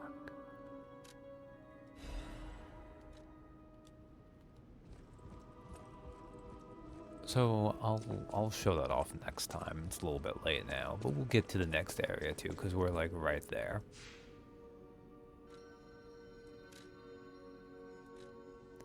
I wouldn't want the game to have like,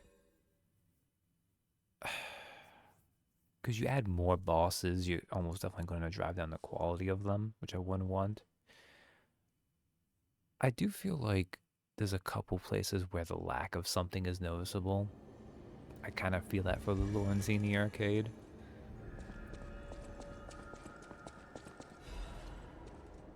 Like, I kind of wish there was at least something.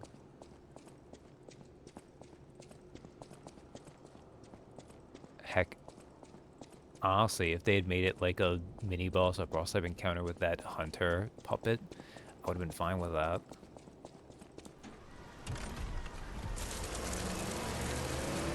But I will say, the next boss we're going to come up on is pretty fun. I still have a long way to go to reach him. The Grand Exhibition theme was automatic puppets and City of the Future. The plan was to showcase and demonstrate the most advanced technology in Krot. But, you know the rest. You can't hold an exhibition in a city that's fallen into utter chaos. And now the whole city is an exhibition of a nightmare. Oh, Gemini. Grand Exhibit. Okay. Thought I was closer than I was. I always forget there's not. There's a mini area kind of before you get in there.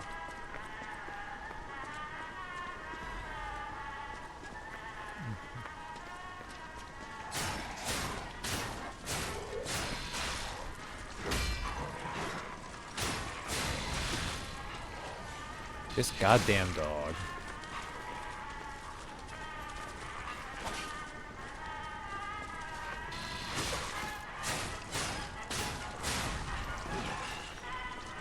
Let's wait for the break to run out. Okay, heal.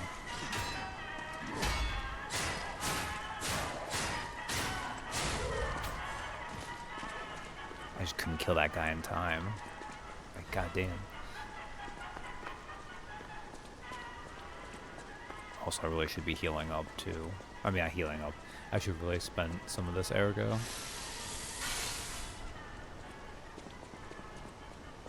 I always do this. You're actually meant to go to the side. You kind of have to wrap around.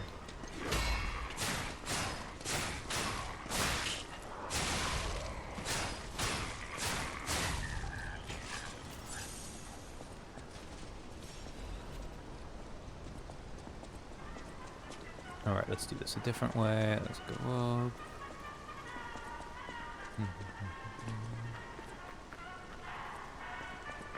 I do think this is kind of, like...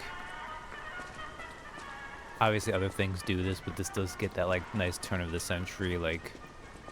Oh, what was it called? Like, the World Expo? The World Exhibition?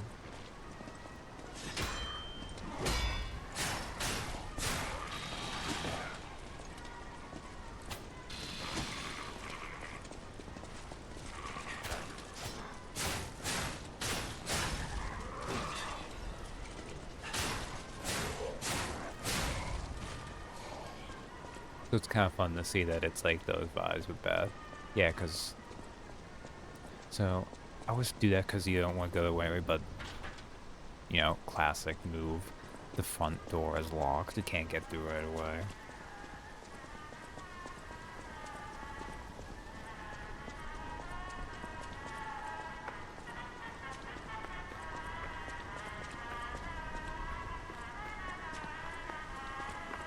I feel like From Software has a lot of like really classic examples of that in their library, but obviously that's just a video game thing that goes deeper than that.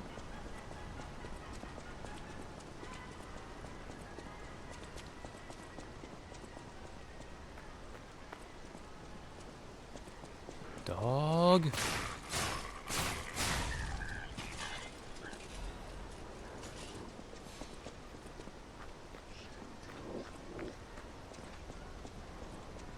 Alright, this is actually kind of a hard enemy to fight. Mostly because he does big damage.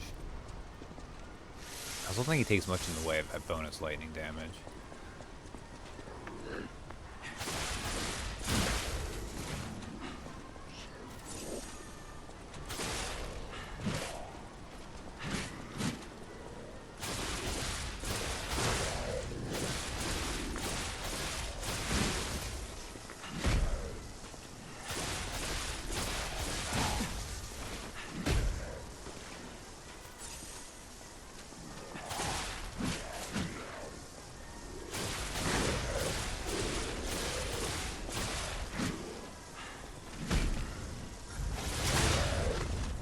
Oh, I might have actually gone past them though. The Leda shock cartridge. We will put that on. Because that's just better than what we currently have. Like if you see Leda, it's going to be heavier, we can just put it on. I am reaching the point where if I don't increase my capacity soon, I won't be able to wear all these heavy armors to protect myself. But that's okay.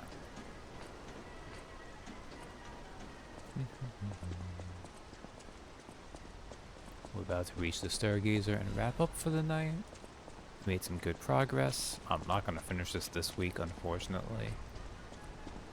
As evidenced by the fact that I hit the halfway point just tonight, and this is stream 5. But this is still a pretty short game. Making good progress. Jiminy doesn't talk to you this time. Like when he gave you that like little tour up the thing. Kind of a shame. I don't know why they don't do it here too. I guess only because they didn't have anything for like the 1 to 2 lines he has. He would have time for.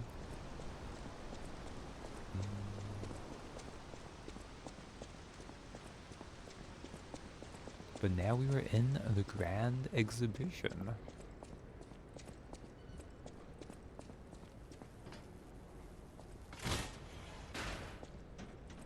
will start exploring it next time.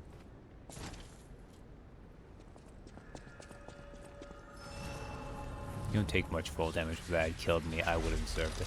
Actually, we'll open the front door and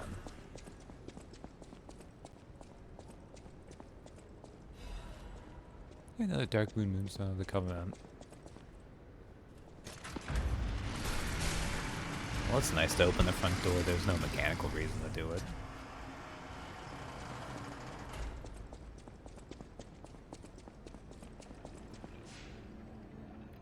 Actually, that's not entirely true. I think there's like one kind of shortcut thing you can do, but yeah. Leave off on Hotel Cry and we'll... Ooh, I wonder if this will give me a chance to see if that cat will be there. And I'll leave off in the little training room. It does not look like it, unfortunately. Also level up actually while I'm here.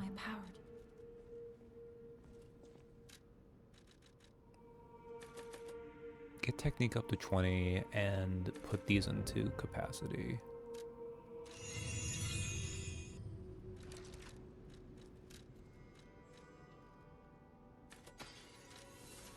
I'll use my power. Put this also into capacity. We'll get capacity to 30. So I can just always armor up.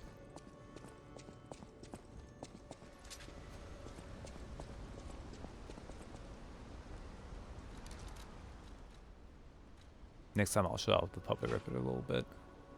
Because as I said, I just like it. It also just looks really cool. But yeah, thanks for hanging out. That is Liza P for tonight. Let me exit the title screen. Because it might be a little different. Good night. Stay warm.